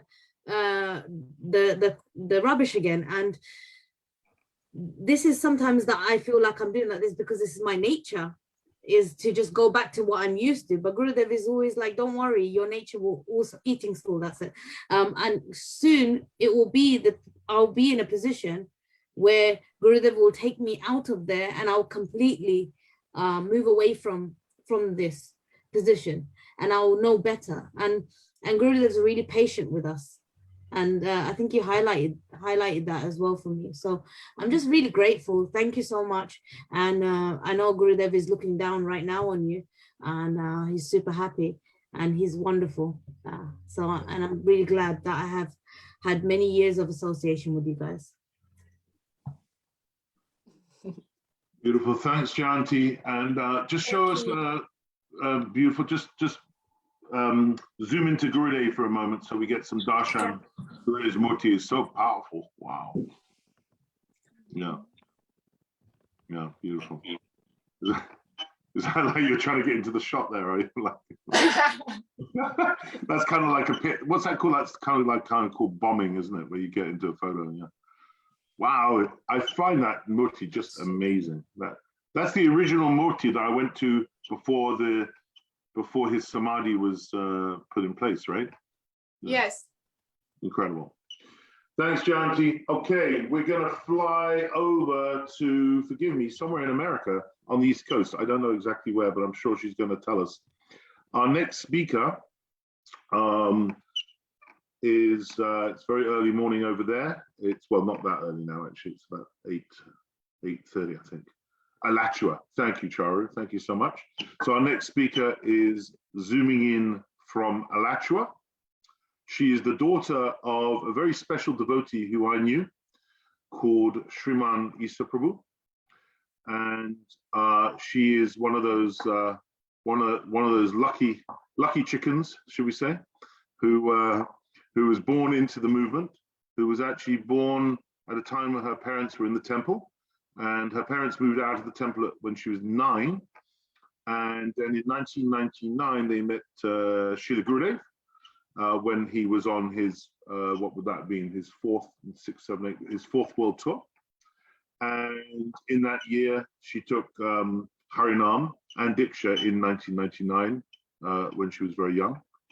And her father has played a very important role in Gurudev's, in the treasure that Gurudev has left us, because Isha Prabhu took it upon himself actually to archive all of Gurudev's lectures and organize all of that, and actually did it with very little support from anyone. He was really kept the hope alive of saving all of Gurudev's materials for.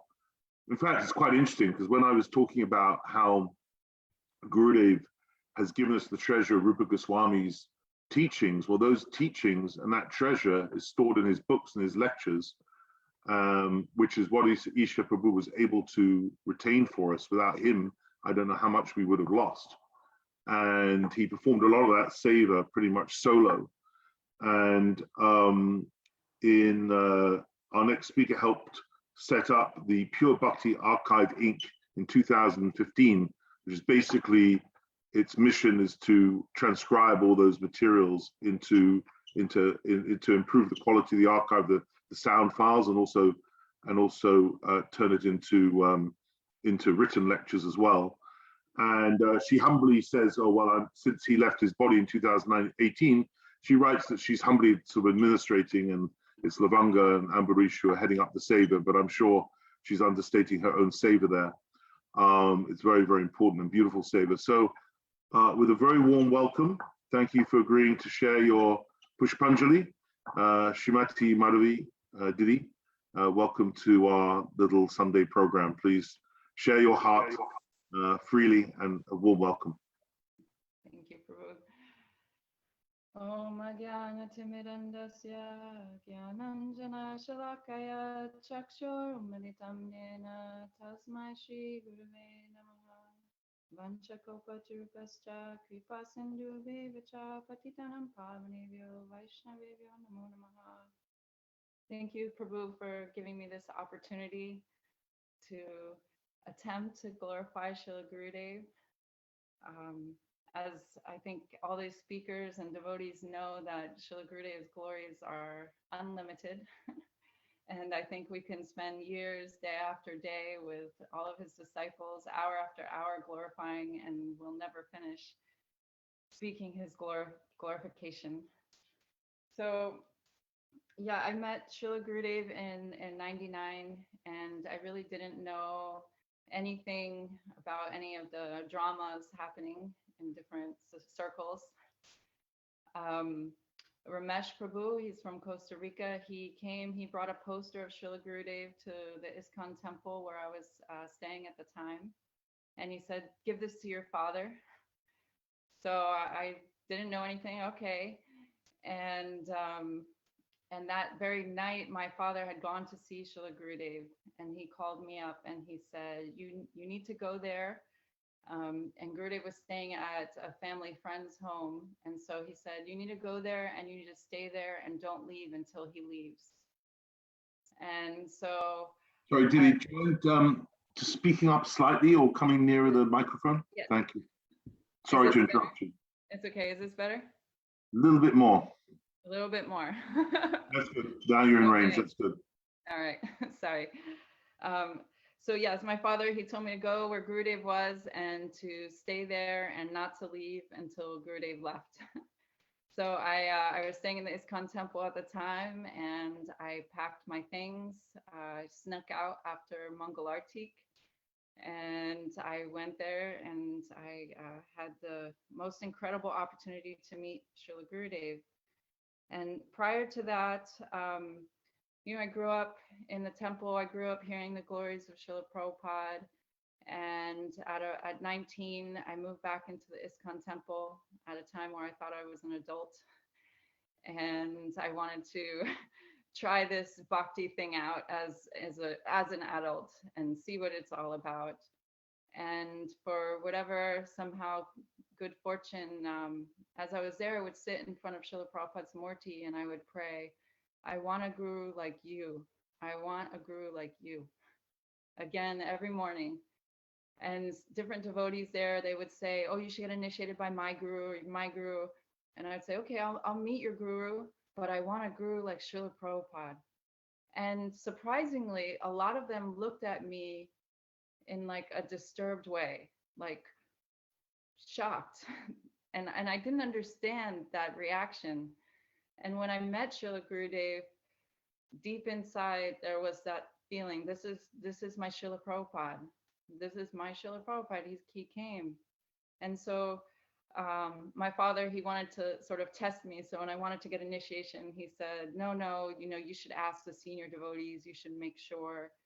So I asked them, I said, isn't he like Srila Prabhupada? Isn't he like Srila Prabhupada? Shouldn't I get initiated? And so all of them, of course, they encouraged me and they said yes. So actually, Ramesh Prabhu, he told me, he said, go to Srila Gurudev's feet in the morning when he's going on his walk and grab him by the feet and ask for initiation. And I knew nothing. So I went and I grabbed his feet and then I looked up at him and I said, will you give me initiation? And he put his bead bag on my head, and he kind of chuckled. And then he said, you should get initiated by, at the time, our family had a close relationship with Satsvarup Maharaj. So he said, you should get initiated by Satsvarup. If you get initiated by me, you'll have so many problems and they'll kick you out. And I said, I don't care, Gurudev, I want initiation by you. And so towards the end of the week, he agreed. And there was 5 of us, 5 devotees. Myself, I was the only female in the room, and we got Harinam. And then after we took Harinam, we're in a row, and I'm at one end of the row, and he starts at the other end, and he asks, do you want Diksha? And this devotee, no. Next one, no. Next one. So he gets to me, I don't know what Diksha is. I'm an ignorant child. And I say, I don't know, Gurudev, I just want your mercy. And so he says, you stay, everyone leave. And so that day, you know, same time, Harinam and Diksha. And in the time, I really had no clue. I just knew this person, he was someone special. He was like Srila Prabhupada, and that if I had any hope in my spiritual life and to having a spiritual connection, that this was it. He was my person. And I think that the devotees also who have met him and taken that initiation, you know, they say Guru it's like super soul in the heart manifest outside. And then Guru actually comes in the heart. He replaces super soul. He's there in our hearts. And that meeting, that connection of meeting someone like that, it's like meeting your own heart. It's seeing your own heart in person. And Guru, he's the condensed mercy. I would hear from different Vaisnavas that like you cook down milk so that it becomes like condensed milk. It becomes thick and creamy and sweet. And so Guru is like that condensed milk mercy of Krishna. And he is, because he comes, we don't have, well, I don't have realization of Krishna. And so to have relation with someone that we've never met before, it becomes difficult. But Guru is so merciful that he comes here and he manifests this form. He gives us his sidelong glance and his smile and his blessings. And he allows us to have that personal relationship so that we can develop a relationship with Radha and Krishna, so that we can progress. So that week that Gurudev was in, it was in Miami at the time, I called all of my friends and I said, if they were, you know, depending on their religion, but I would say, if Jesus Christ was walking on this earth, would you want me to tell you? Yeah, I want you to tell me. Okay, then you need to come at this time to this place. And okay. And then if they were devotees, then I would say, if Srila Prabhupada was here walking this earth right now, would you want me to tell you? Yeah, I want to know. Okay, then you need to come. So like 16 friends came to this darshan to meet Srila Gurudev. And each one, you know, they had their own experience. One girl, about 10 years later, we met again, and she said, you still have that guru? And I said, yeah. And she said, you know, I couldn't understand what he said, but I felt the most love that I ever felt from any person when I met him. I still remember that moment. So the impact that Gurudev had, you know, not on just devotees who were searching and seeking, but just in the general people who knew nothing, they would see him and something would change in their heart. So this song that we sing, Samsaradava Nadalita Loka, this Guruvastakam, that first line, that Samsaradava, that in this material world, we're all suffering. We're suffering in this forest fire. And in the work that I do, I work with people to help them go through traumas and things like that. And I'm meeting so many. And these things that I took for granted growing up, you're not this body, you're the soul, the material world is temporary. These things that just growing up here in the devotee environment, you hear these things and that's fact. It becomes just, that's the truth. And you understand that when suffering comes, even if you're suffering, you still understand that it's temporary and that it's karma. So these people that I'm meeting now, I see, you know, they're in that fire. I'm still in that fire, but they're in this fire and they're suffering with so much fear and anxiety and worry. And some of them, they have all material facilities, everything anyone could ask for materially, but inside they're communicating, they're sharing, no, I feel empty inside. I don't feel right inside. And this is the beauty of Sadguru, of pure Guru, of Gurudev, that they come here and they share this Harikatha and they tell us the truth, the reality. So when I met Gurudev, I wanted to have a spiritual experience in bhakti, and I thought, I'll give 1 year of my life. I'm going to follow him around and I'm going to just try and do everything he tells me to do to the best of my ability. And I was also very headstrong. My name before I got initiated was Abhaya, means fearless. So I had this mood growing up of like, I'm a fighter, I'm fearless. So I bought tickets. I went to England, Holland, India. I went to Badger, and I got a chance to be with Gurudev. And in that first week, I was able to help in the kitchen with Sripad Madhav Maharaj. Then he was Naveen Krishna Brahmachari and Srimati Didi. And I got to do so much Seva. And then in New Braj, I went there and there was like hundreds of devotees. In Miami, there was like 10 of us. It was so small and so sweet. And every day we got to have darshan with Gurudev and talk with him. And I felt, this is my Guru. I can see him anytime I want. And then in New Braj, I met so many devotees and I wasn't able to get into that kitchen seva. I wasn't able to go in. And every time I come in, they say, no, we don't need anybody. We don't need anybody. So one day, actually, I sat down and I prayed to Madhav Maharaj. And I was chanting and I was like, Maharaj, you serve Gurudev every day, all the time. Please let me also serve there. Let me serve in Gurudev's kitchen. And the next evening I went there and they put his plate in the sink, but no one was there. So I ran and I started washing, but like really slow, like the slowest I could. And nobody said anything. I didn't get yelled at, which I thought I would. And then they put more and more, and I got to do more seva. And then from then on, I was sort of like accepted to do this service. And then also in India, in Mathura, after a few years, I was invited there. Sripad Tirtha Maharaj actually told myself and some other girls to go to Mathura and help for Janmashtami preparations. And from there, we stayed in Mathura and we got to actually live next door to the mat there. And we would go and see Gurudev every day in darshan and hear Hari Katha.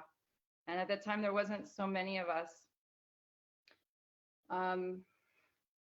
So actually, Dvija Krishna Prabhu, he would let me pick through Srila Gurudev's rice and pick out the bugs and the dirty rice. He put a plate outside of Gurudev's door and have me sit there and do this. And then when Gurudev would come out of the room, he would get me up real fast and have me hide the seva.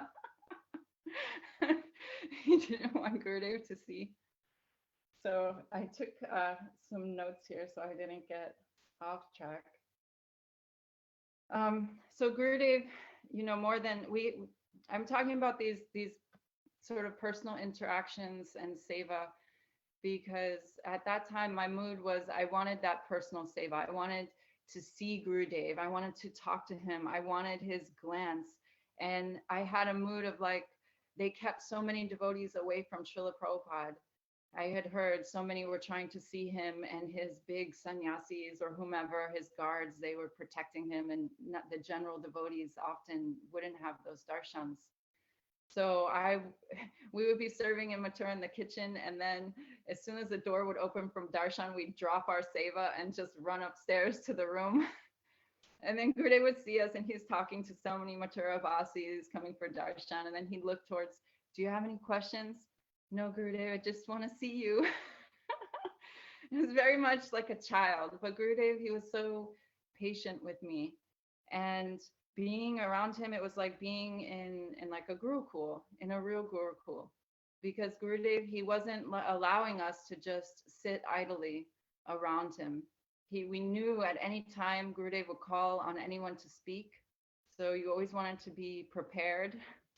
And of course it was terrifying, but you just stood up. Even many of his senior disciples I would see in Mathura, they would stand up and their hands would shake in front of him.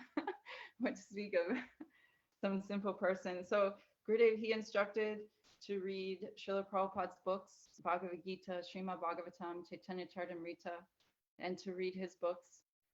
And he gave, at that time, people were giving lots of controversy because of the Hari Katha that Gurudev was giving. Gurudev was speaking about our prayojan, about this manjari bhav, about the goal of our life. And actually, even though at that time so many people were against this katha, for me personally, growing up, I heard that we're servants of Srimati Radhika. And so our goal is to be a gopi, but Krishna loves Srimati Radhika the best. And something in my heart, I felt a pinch, and I felt, why would I want to be a gopi if Krishna loves her the most? I don't want to be in competition. There's no competition. There's no way. So when I met Gurudev, and then he said, no, we are the manjaris. We are the servants of Srimati Radhika. And in this line, this is who we are. Then I finally actually felt that I had some place in this spiritual world, that, okay, I can keep practicing bhakti, that this is where I want to be. This makes sense to me. So Gurudev, he spoke so much Hari Katha, but he would say that we shouldn't be lazy about learning Siddhanta. That if we don't learn Siddhanta, then there's a danger of becoming like Sahaja, making it fake. So Gurudev, Jayanti Didi was saying, Guru means heavy. So while Gurudev was so loving and kind and the condensed milk mercy of Krishna, he was also very strong and heavy in his own practice and his own sadhana. Every day translating books, every day giving Hari Katha, instructing us. And by his own practice, it was like his energy, his prem bhakti rays, they inspired the devotees who were near him to chant more, to hear more, to go deeper into bhakti. And Gurudeva was so stringent to know what is bhakti, what is our goal, what is the sadhana, the way to achieve that goal. So all of these things, all of these details he gave to us. And my father, I'll mention, you know, with the archive, these recordings, this is the largest recordings of bhakti ever. There's over 13,000 lectures from early 80s till, you know, 2010. So we can see bhakti is like unlimited. Its glories are unlimited. Gurudev's glories are unlimited. And in so many years of travel, Gurudev, he kept giving more and more and more new things also. So I also have the little opportunity that please visit purebhakti.com or audioseva.com, and anything that Gurudev, you know, has spoken, we have an opportunity to hear, we have an opportunity to remember. And he told my father that, you know, that by watching, we're engaging, we're hearing and we're seeing Gurudev. So we're engaging more senses by watching this katha and by remembering our time with Gurudev. So Gurudev, he would say, you know, we have this goal, this big goal, but we can't reach that goal. You can't build a palace without a platform. So we have these big goals, lofty goals, but then we also have to come and see, he would say, check your own pulse and see where are you in relation to that goal. And you can check every Ekadasi, every Janmashtami, every festival. How have I progressed? How am I following Srila Gurudev's instructions? And every place, everywhere we went for the time that I was on tour, Gurudev, he would say, don't criticize. Don't criticize, again and again and again. And we have these lofty goals, but if we can't follow this one basic principle, then he would say that bhakti will be destroyed. It is the one thing that can destroy our bhakti. And so many have come to Gurudev from so many different backgrounds. And I know for myself, so many different anartas. And when I came to Gurudev, I have these problems, you know, I'm struggling. He would say, it's okay, just keep going. Are you chanting? Yes, I'm chanting. Okay, keep chanting. Are you reading? Yeah, I'm reading. Okay, read Prabhupada's books, read my books, and keep going. So I know there's so many devotees watching, and, you know, in talking to different Vaisnavas over the years, you know, some of us don't, but many of us, we struggle with our inner battles. And one of the, if we can't do anything else, if we can avoid this criticizing, this mentality to criticize, because it's a nature of the mind in the material world to criticize. I like this, I don't like this, I like this person, I don't like that person. But that tendency that we have, if we don't root it out, then Gurudev said, eventually we'll actually criticize our own guru and we'll leave Gurudev. So it seems like something so simple. Oh yeah, just don't criticize. But really, if we think about it, that's the one thing that can destroy our bhakti, how important and practical this is. So not only that, but then we can go further. And then Gurudev, he said, you know, read Upadeshamrita. So us, some of the girls, we were studying Upadeshamrita, and then every day we would pick, like from the first verse, Vacho Vegam, Manasa Vegam. So we would remind each other, oh, today's Vacho Vegam, just keep chanting, don't say anything bad, don't criticize. And then if the angry day, then, oh, don't get angry, today we're trying to control our anger. So in these simple ways, we were trying to take Gurudev's instructions and manage them practically. Because we can chant, and Vaishnavas will say, you can chant, but what is the value if we're chanting and our mind is going to so many bad things? So one Vaishnavi, she was talking that for lifetimes we've been married to Maya, lifetimes and lifetimes and lifetimes. And Gurudev saying, let go, come to me. But we hold on. Oh no, I can't let go. So she said something sweet. She said, just with one hand, we can take our mala, and with this hand, we can hold on to Gurudev. If we can just let go with one hand, then we have some hope that we can hang on to Gurudev. And this mala, this japa mala, is like our umbilical cord, our connection to Guru. And just like the baby is in the womb of the mother and has no sense that the mother is there, but the mother is providing all nourishment. And so this mala, this is also like our umbilical cord and our connection to Srila Gurudev. And Gurudev, he's a transcendental personality. Where Krishna is, he's not limited by just being in our physical presence. And so we can put a picture, we can sit in front of that picture of Srila Gurudev when we chant our japa, and we can pray that, oh Gurudev, you sit with me here and help me and guide me. And Gurudev, he can respond, he can react, he can give us answers. He's not limited. But not just chanting like mindlessly. We have to have utsaha nischaya dharya. We have to have this enthusiasm when we chant that just now the name is coming, just now Gurudev is coming, having that excitement when we put our hand in the bee bag, not snicka, snicka, snicka, snicka, and then moving on, not distracted, but taking some time to really connect and to really pray to Gurudev. And so when we were on tour, even though we're in the presence of Gurudev, it's not like every day, we just go and hang out and have our questions answered. So many things are going on. And often we didn't have any privacy on tour. It was just a bunch of us in the room. And so what we kind of learned to do, we were instructed to do, so we take our dupatas, cover our head. That was our bedroom, our room, our time with Gurudev. And if you had your chadar over your head, then, everyone knew, just, okay, leave it. But every day we tried to make this endeavor to take at least some little bit of time to chant with that focused energy, to pray to Gurudev. And over time, increasing our japa and increasing that time to focus.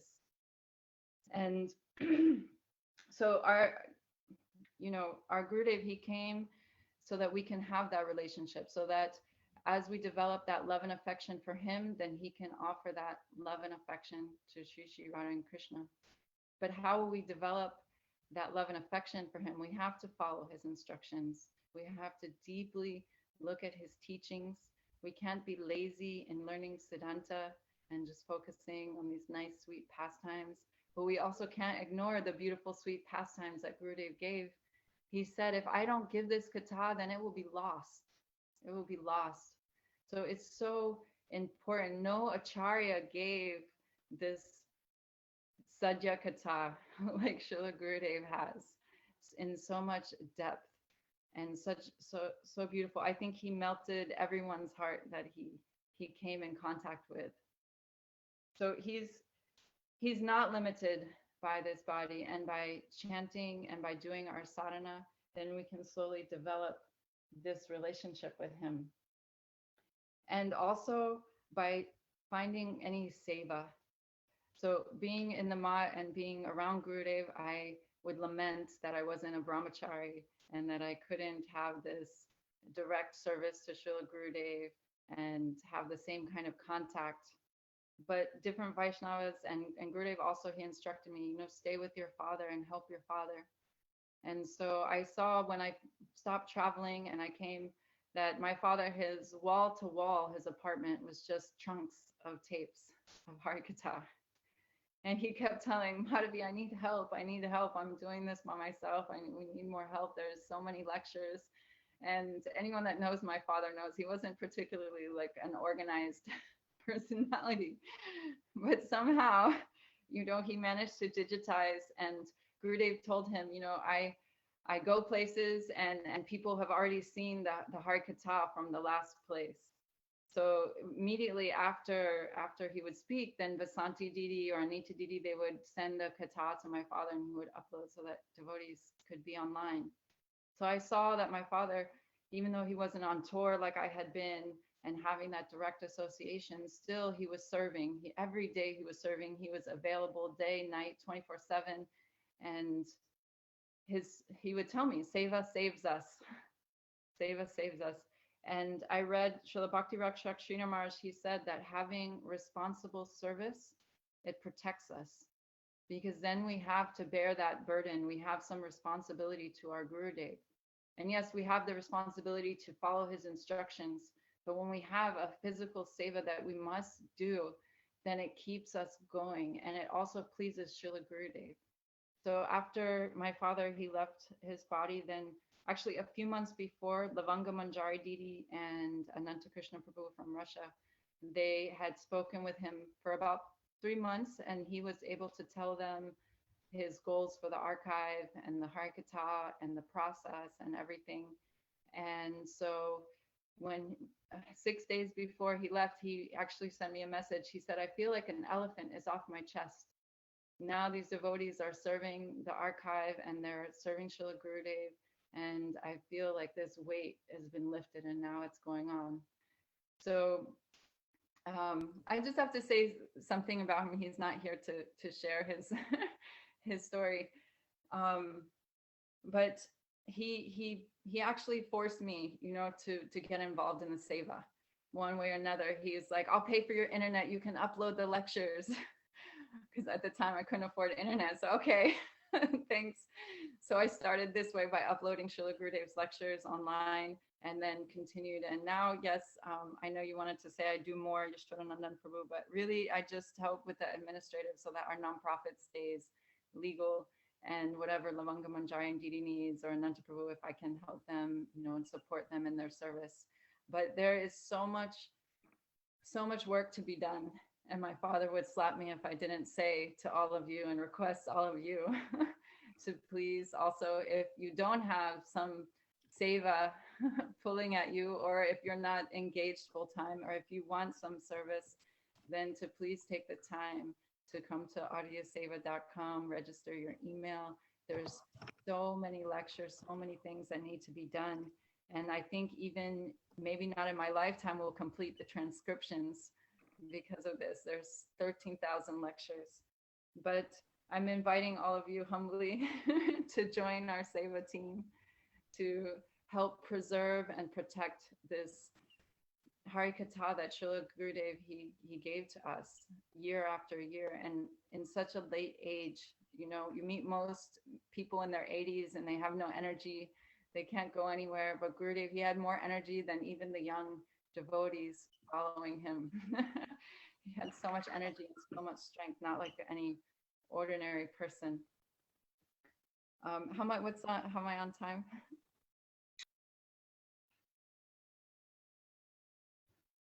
I can't. Can you turn off? Oh, sorry. Yeah, you can, about another minute, Didi. Oh, okay. So I'll be quick. So Gurudev, he said, I have everything to give. I have nothing to take. So there's Guru, and then there's the kangaroo, he would say. The kangaroo puts everything in his pocket. But I saw Gurudev, I saw devotees giving him a whole wad of cash in India. Here, Gurudev, here's everything I've collected this year, take it. And he would say, oh, but are you going to be okay? He was so concerned for his disciples. And then he would maybe take like $1 and then give them everything back.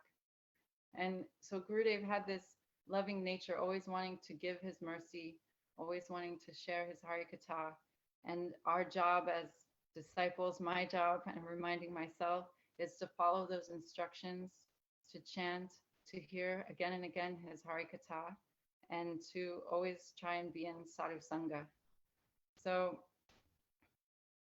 I don't know if Yasodanandan Prabhu, if you're talking to me or not, because you're... So as my mum just came in, she has to get first attention. Okay. It's mum then God. Yeah. Finished up here. How do you go?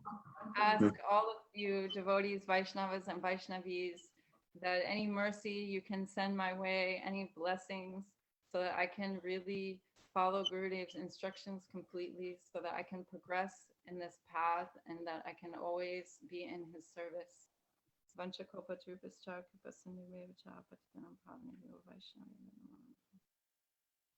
Madhvi, Didi, that was really beautiful. I think we've met 2 or 3 times, huh? Yes, I think I remember so. you in Badger. Yeah. And did we meet in the UK as well? Probably. I was there in '99. I went Badger, England, Holland. Yeah, no, I remember you. And your dad was a really special person. He was very intense about his seva, and you felt like it was like do or die with him, you know? Yes. Yeah. And he really did he die suddenly, or did he have an illness? No, actually, I'll just share real quick. We actually didn't know he was having, like, he wasn't feeling well, but nothing. He'd been to the doctor, and we didn't know that there was anything wrong at all, actually. And it was just a few hours between the time I spoke to him and my mother was out, and when she came home, that was it. And actually, wow. the coroner, when she came, because no one was there, so they had to come and check everything.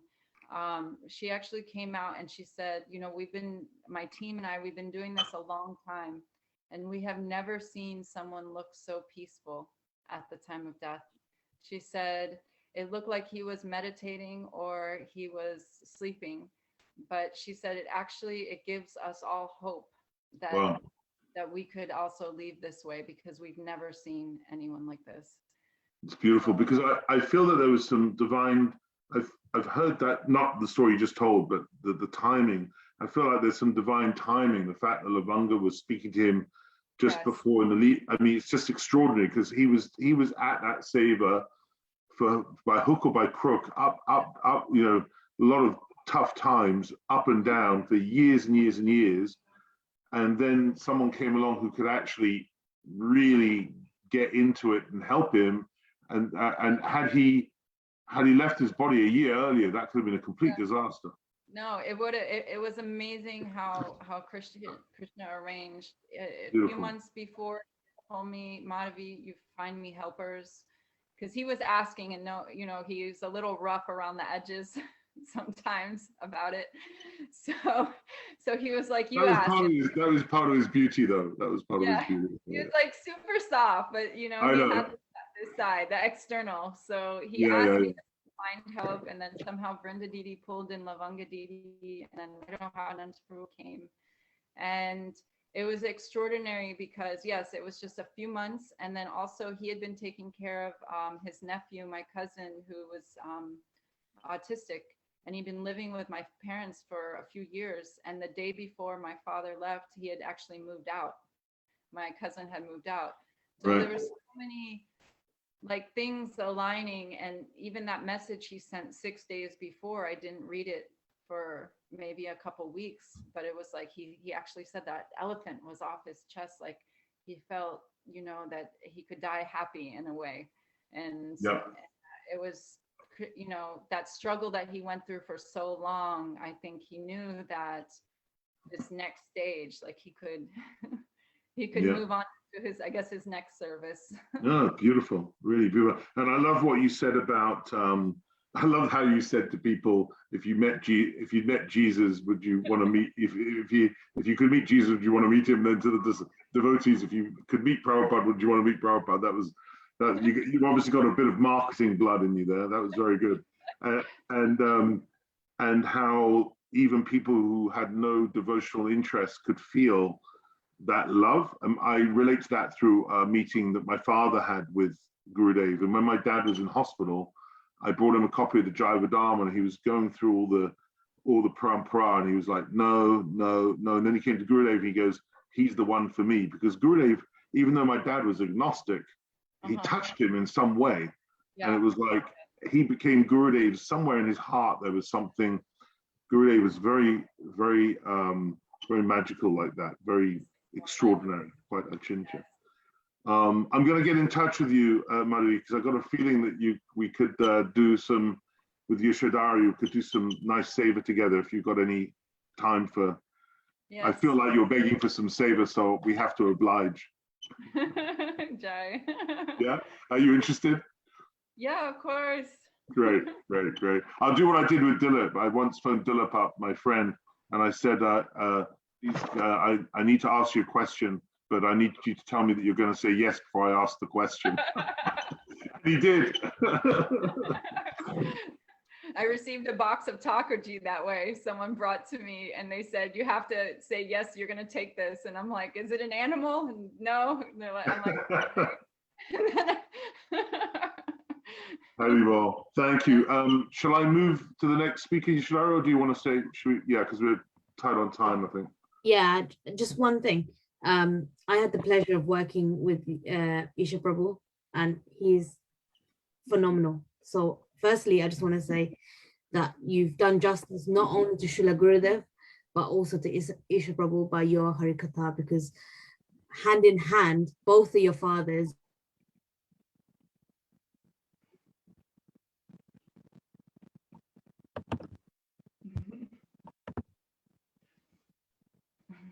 We lost Yashadari. yeah, We lost her. I think it's, yeah, computer glitch. Okay, so we're going to move on to our next speaker now. And I just want to give a Madhvi, thank you so much. Thank Be you. in touch. Haribol. Haribol. Our next speaker, I want to give a big thanks to Srimati Navalatka Didi in Bolivia, because she is actually reaching out to devotees in Bolivia and South America to offer their Pushpanjali. So thank you, Navalatka, for arranging that. It's very sweet. And our next speaker is Hari Ras Prabhu from Bolivia, and he met the devotees, Haribol! He met the devotees in 1986 and took Harinam in 2004, presumably by Skype, right? Because then you met Gurudev the next year in 05, and you took Diksha in 05 as well. So, well, you look very happy. So obviously you're very happy in Krishna consciousness, which is great. And we're looking forward to hearing your Pushpanjali, Prabhu. What a very warm welcome to you in Bolivia. Haribol. Dandavat pranams, Prabhu. I'm so happy, so honored to be here around my beautiful spiritual family and Srila Gurudev's family. So please let me offer little prayers.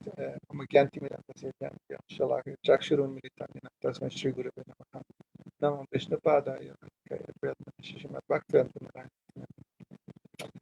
All glories to our beloved Srila Gurudev, all our Guru Parampara, and this beautiful family. Dandavat pranams to all of you. So I'm so happy and honored to be here with all of you. Yashadari Didi, you're back with us for a few seconds. So there are so many things that I wanted to talk about Srila Gurudev, to glorify our dear beloved Srila Gurudev, but I was listening Jayanti Didi and Madhvi Didi, so my mind changed, and many things came to my mind. So I would like to share some things now that I would like to glorify Srila Gurudev in from this point of view, from us in Bolivia and many other countries where Srila Gurudev didn't go. No?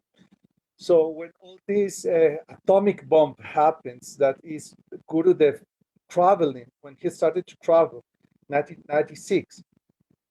So this was, I don't know the exact word, as a revolution or a atomic bomb or tsunami happened. No? And it was so amazing because he started to go all the places where Srila Prabhupada was before. No? It was his original desire, as we know.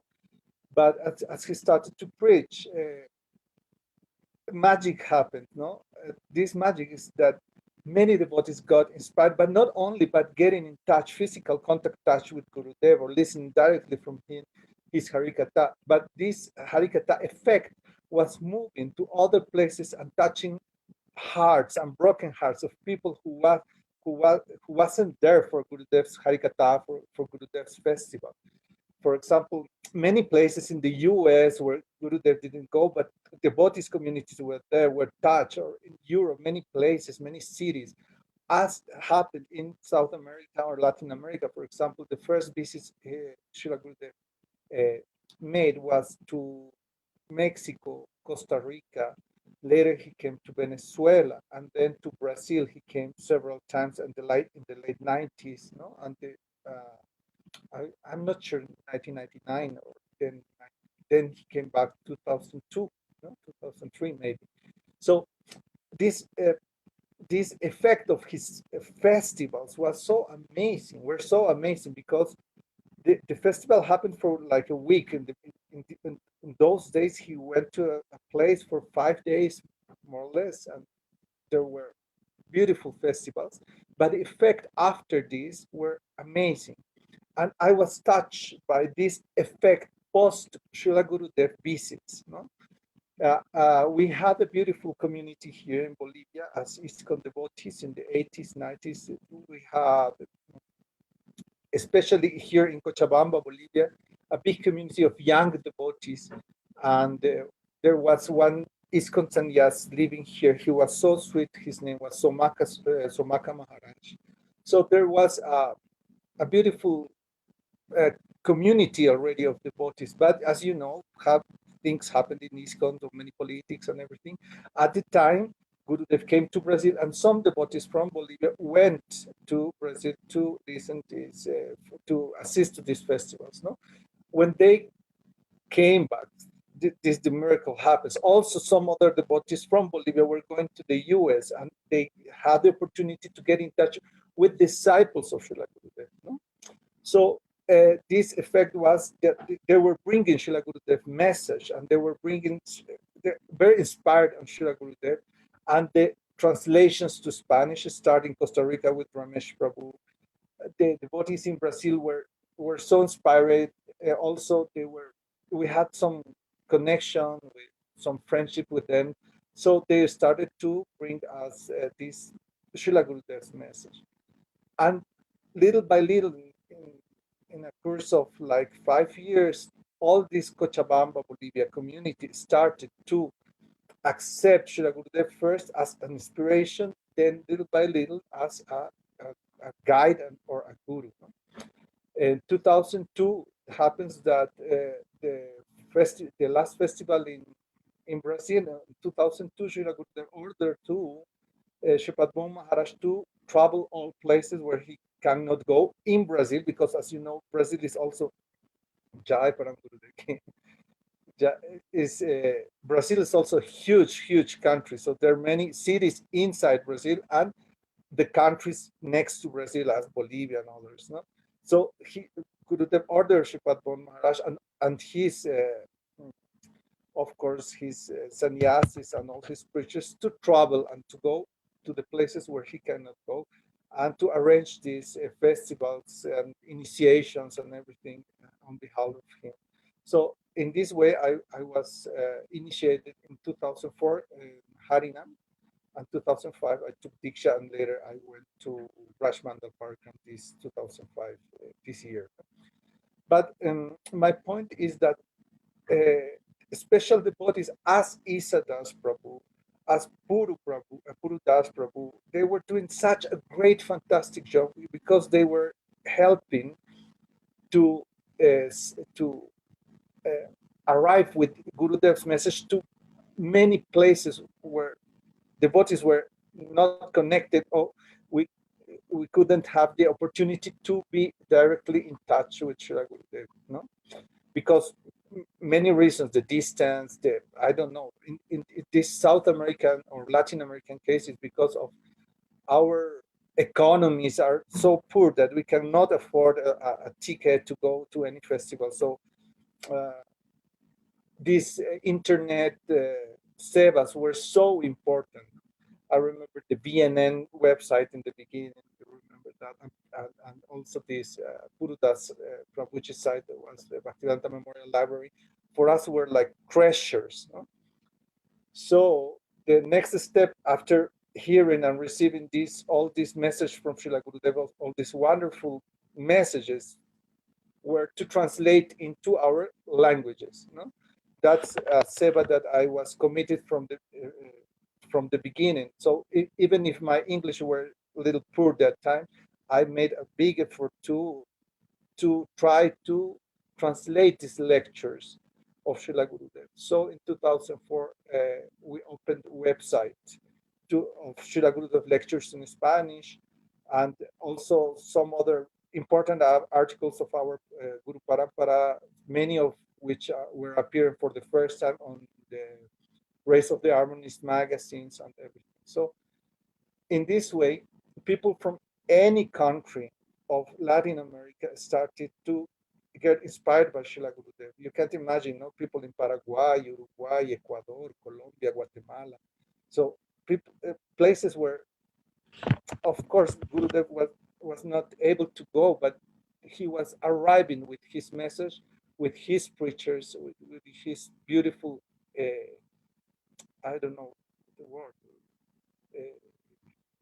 mission, no, with his mission. Well, so this came to my mind while I was listening to Madhvi Didi, no?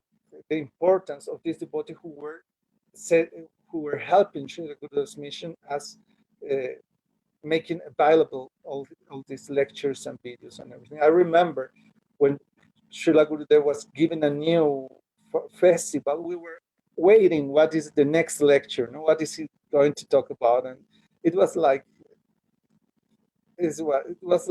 spiritual food, spiritual energy that we were waiting like crazy. What is Srila Gurudev going to say next? But we were like from the distance waiting this wonderful harikatas and books and everything. So next point I would like to talk was the Vyasa Puja 2010. As you know, for many years, like for 8 years, Gurudev didn't came back to Latin America. In this, the last visit to Latin America was 2002, Brazil. No? But many years he didn't came back because of, I don't know, maybe what was arrangement because of his health, or I'm not sure. But while Srila Gurudev was not coming, the community of devotees was growing up very, very fast and very beautiful. You know? And in the middle of 2010, we got the news that Srila Gurudev was coming to Brazil for next Vyasa, 2009, sorry. 2009, we received the news that Gurudev was coming to Brazil for his Vyasa Puja 2010. When we received that news, that was the most amazing moment I can remember. That was like a very beautiful gift, because many devotees were going to be able to get in touch, physical touch with Srila Gurudev for the first time. All these years before, many devotees were initiated, as you mentioned, Yasodanandan, by Skype or by phone call. I was initiated first by an email. Gurudev sent an email accepting me as disciple and everything, and later we made an international phone call. They were so expensive at that time, but that was the way. Years later, we tried the Skype and other ways. No? So, for example, in Cochabamba, we were for 2009 we were 70 disciples of Srila Gurudev. No, that was a huge group of Srila Gurudev disciples. So when the news about the Vyasa Puja 2010 arrived, we were so in ecstasy, because we finally had the opportunity to go to a festival to Srila Gurudev, to see Srila Gurudev, to be in physical touch with Srila Gurudev. Before of that, few devotees were able to pay a ticket for a Brajmandal Parikram. There were not more than 5 devotees that were able to go to India for Brajmandal Parikram, or maybe some European or some festival in the US. No, so the big group now finally was able to get in touch with Srila Gurudev. So we received this new, like the biggest gift of Srila Gurudev ever. No, finally I remember this Vyasa Puja 2010 in Sao Paulo, Brazil. The biggest international group who participated in this festival was the Bolivian group. So like we were 45 devotees who we traveled to Brazil by bus or some by airplane, but there was a huge group gang of devotees. And this festival, as Ramananda Prabhu remembers, as you can remember, Yasodanandan Prabhu, was euphoric. I don't know the word. It was like crazy, no? Very, very. The energy was fabulous. No, I felt like I was in Navadvip. I don't know. The Srila Gurudev presence and devotees' emotions were so huge. So I was so happy that these devotees were my Cochabamba Sangha was able to get in touch with Srila Gurudev as I did in the past, no? And I was hoping everybody to has this experience of Srila Gurudev presence. Even this opportunity we have, many devotees who never been in touch with Srila Gurudev disciples. I want all Gurudev Sangha to know this, that Srila Gurudev had many disciples who never been able to get in physical touch with him, who were initiated by Skype, by phone, by letters, etc. No? But these devotees are so special that they have a beautiful experience of what Srila Gurudev is, because from the beginning, they started to have their relationship with Srila Gurudev based on separation. So this is very astonishing thing that Gurudev made for all this, for the world. And this was, in my opinion, was made only by Srila Prabhupada before, that he touched the world, entire world with his mission. So he did Srila Gurudev did. What else?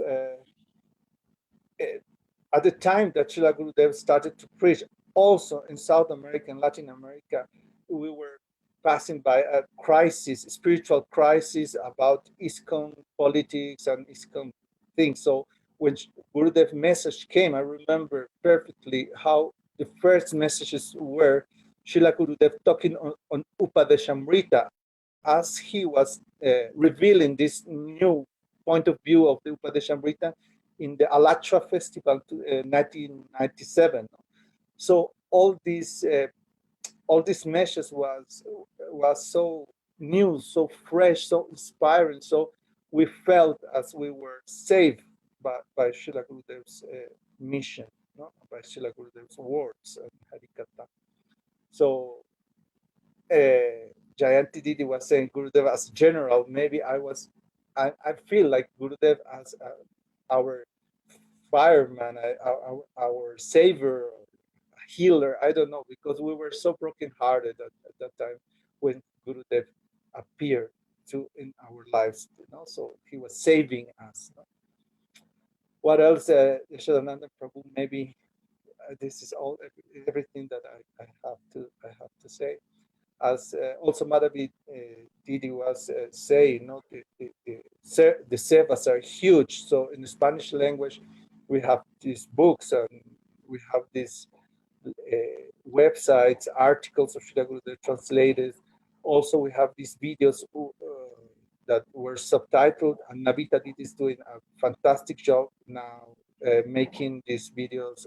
I don't know how to say in English. Navita is translating, no, but by voice, no. So I think this life is not enough to translate all Srila Gurudev legacy in Spanish, but we are trying little by little, drop by drop, to do a little seva to our Srila Gurudev.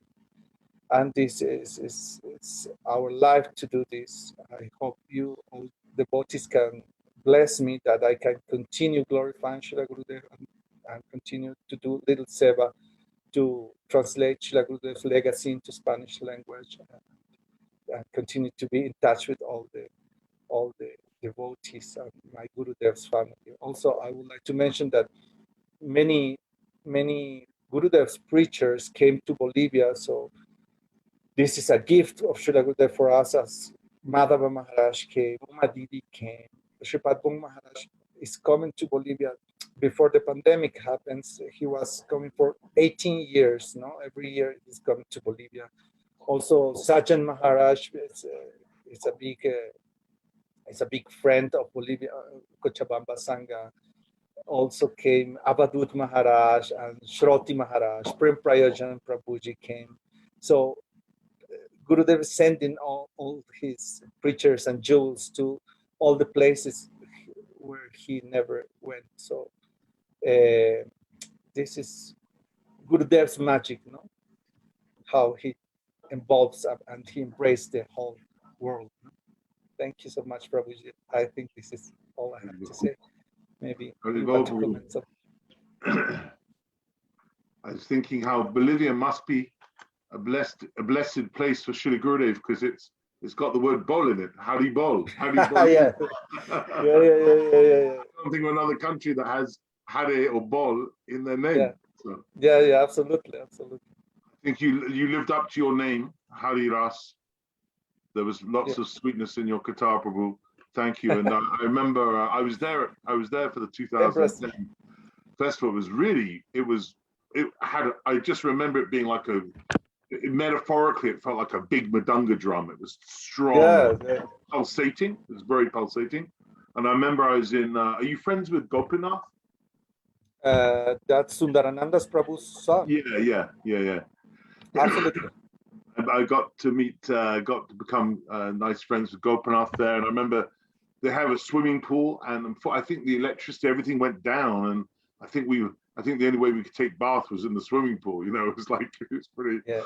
And I had this really nice photograph there, memory of Srila Gurudev, because I was in the swimming pool, just hanging out, and Gurudev I think he was reading on some chair behind it, and then someone took a photograph of me in the foreground with Gurudev in the background. It's kind of like I'm on holiday with my dad or something.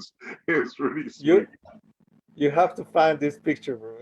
No, it's on my Facebook. I've got it on my Facebook. Oh, I will check. Yeah, yes, I really, remember you in Brazil. We were not friends, but I clearly remember you were next to Srila Gurudev's in Srila Gurudev's house, maybe, no? Yeah. No, No. So that was beautiful. And I remember all the devotees who were coming from Europe or from America were so amazed by the enthusiastic Latin American devotees, no? And these Kirtans. We were euphoric. This is I remember the sensation that this was like a dream. It was everything so perfect, no?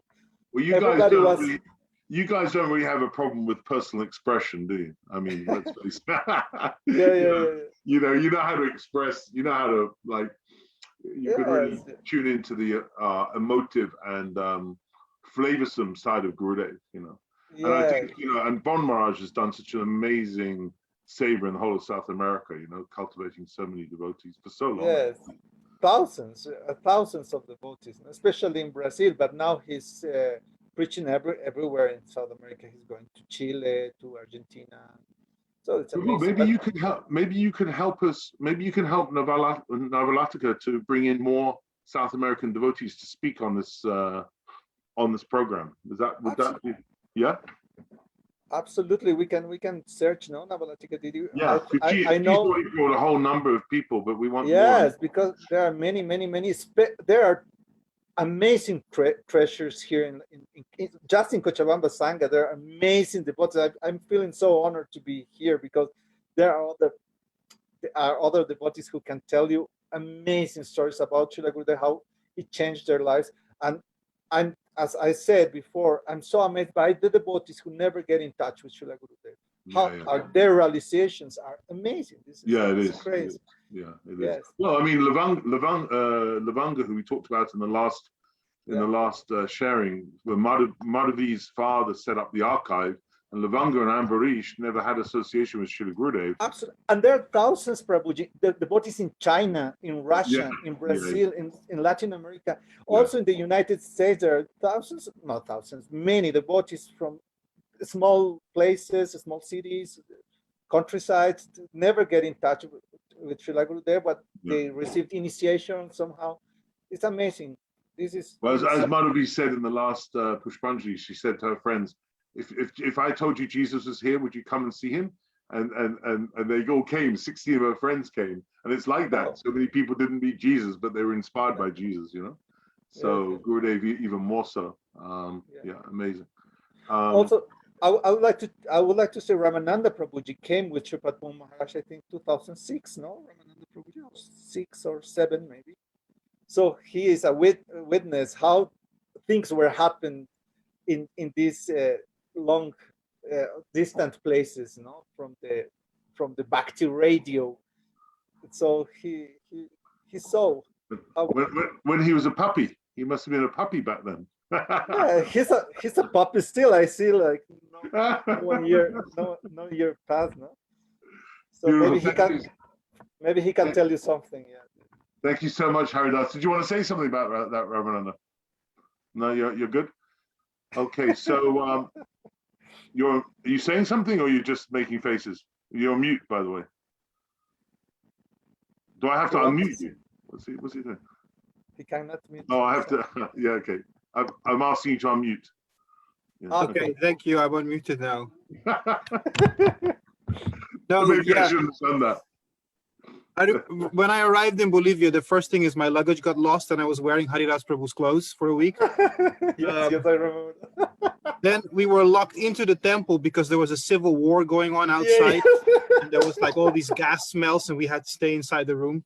Oh, literally a civil war, not like some kind of spiritual war, like a civil war. There were actually 2 black men running down the street. One was calling the other one black, and they were both black. And Haridas Prabhu had to explain to me that there were 2 types of black. One of them actually thinks they're white. And it was crazy, but it was very beautiful being there. Also, I couldn't really function in Bolivia because of the altitude, and my blood pressure is used to Dutch under sea level pressure, so I could hardly function there.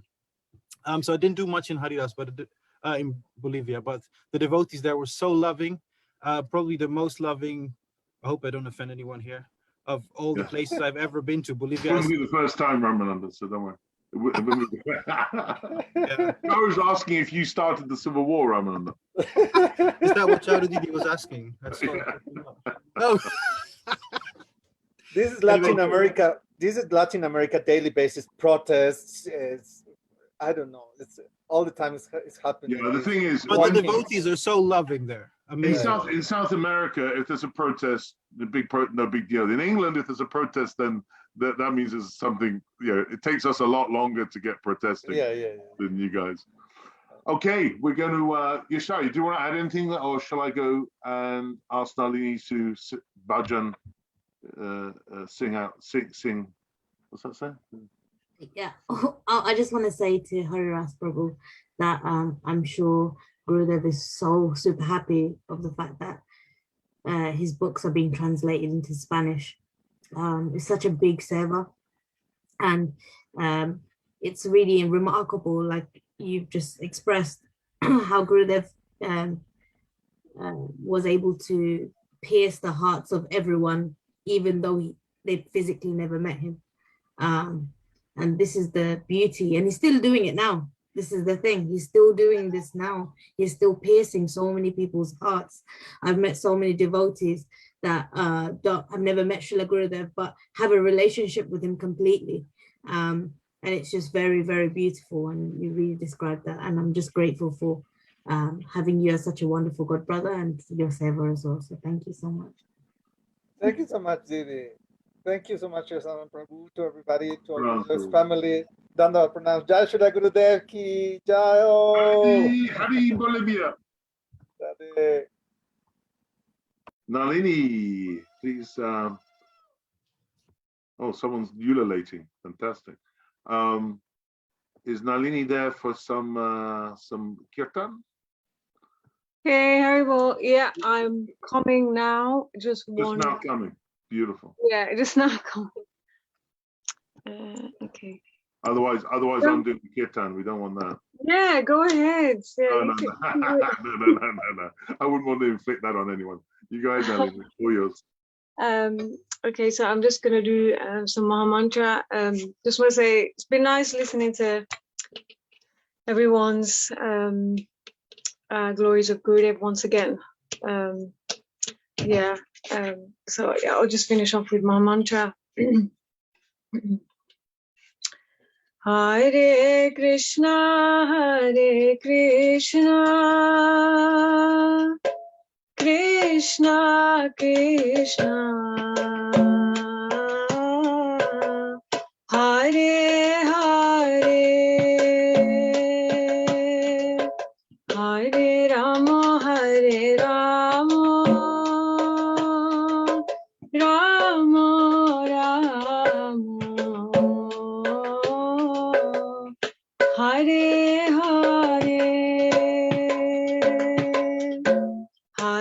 Krishna Krishna Krishna Hare Hare Hare Rama Rama Rama Hare Hare Hare Krishna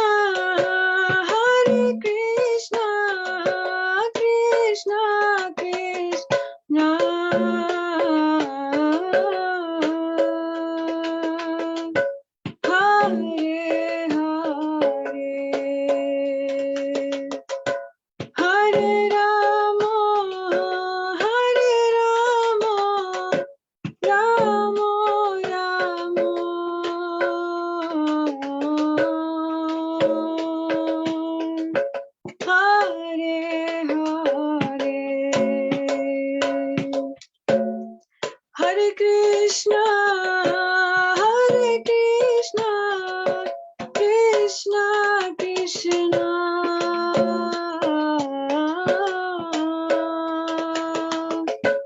Hare Hare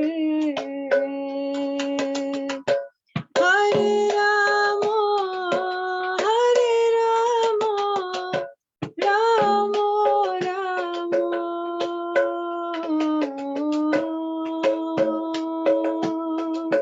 Hare Hare Hare Krishna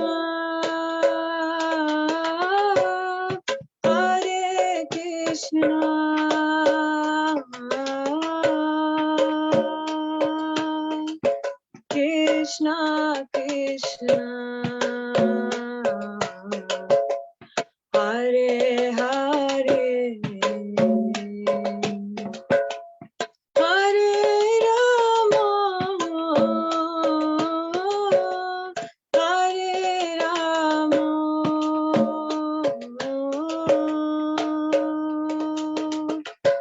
Rama Rama Hare Hare Hare Krishna Krishna Krishna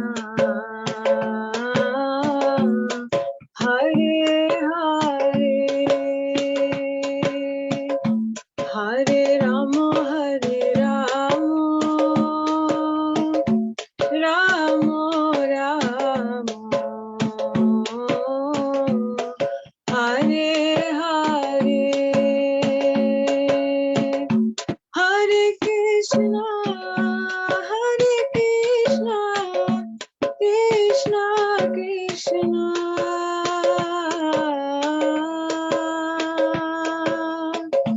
Hare Hare Hare Rama Rama Rama Hare Hare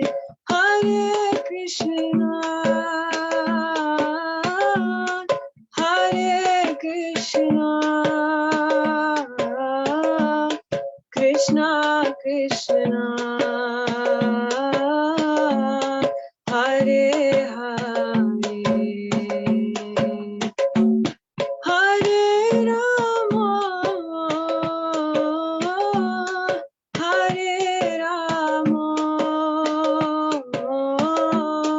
Rama Rama Hare Hare Jaya Gurudeva Jaya Gurudeva Gurudeva Jaya Gurudeva Jaya Gurudeva Jaya Gurudeva Gurudeva Jaya Gurudeva Nitai Gaura Hari Bol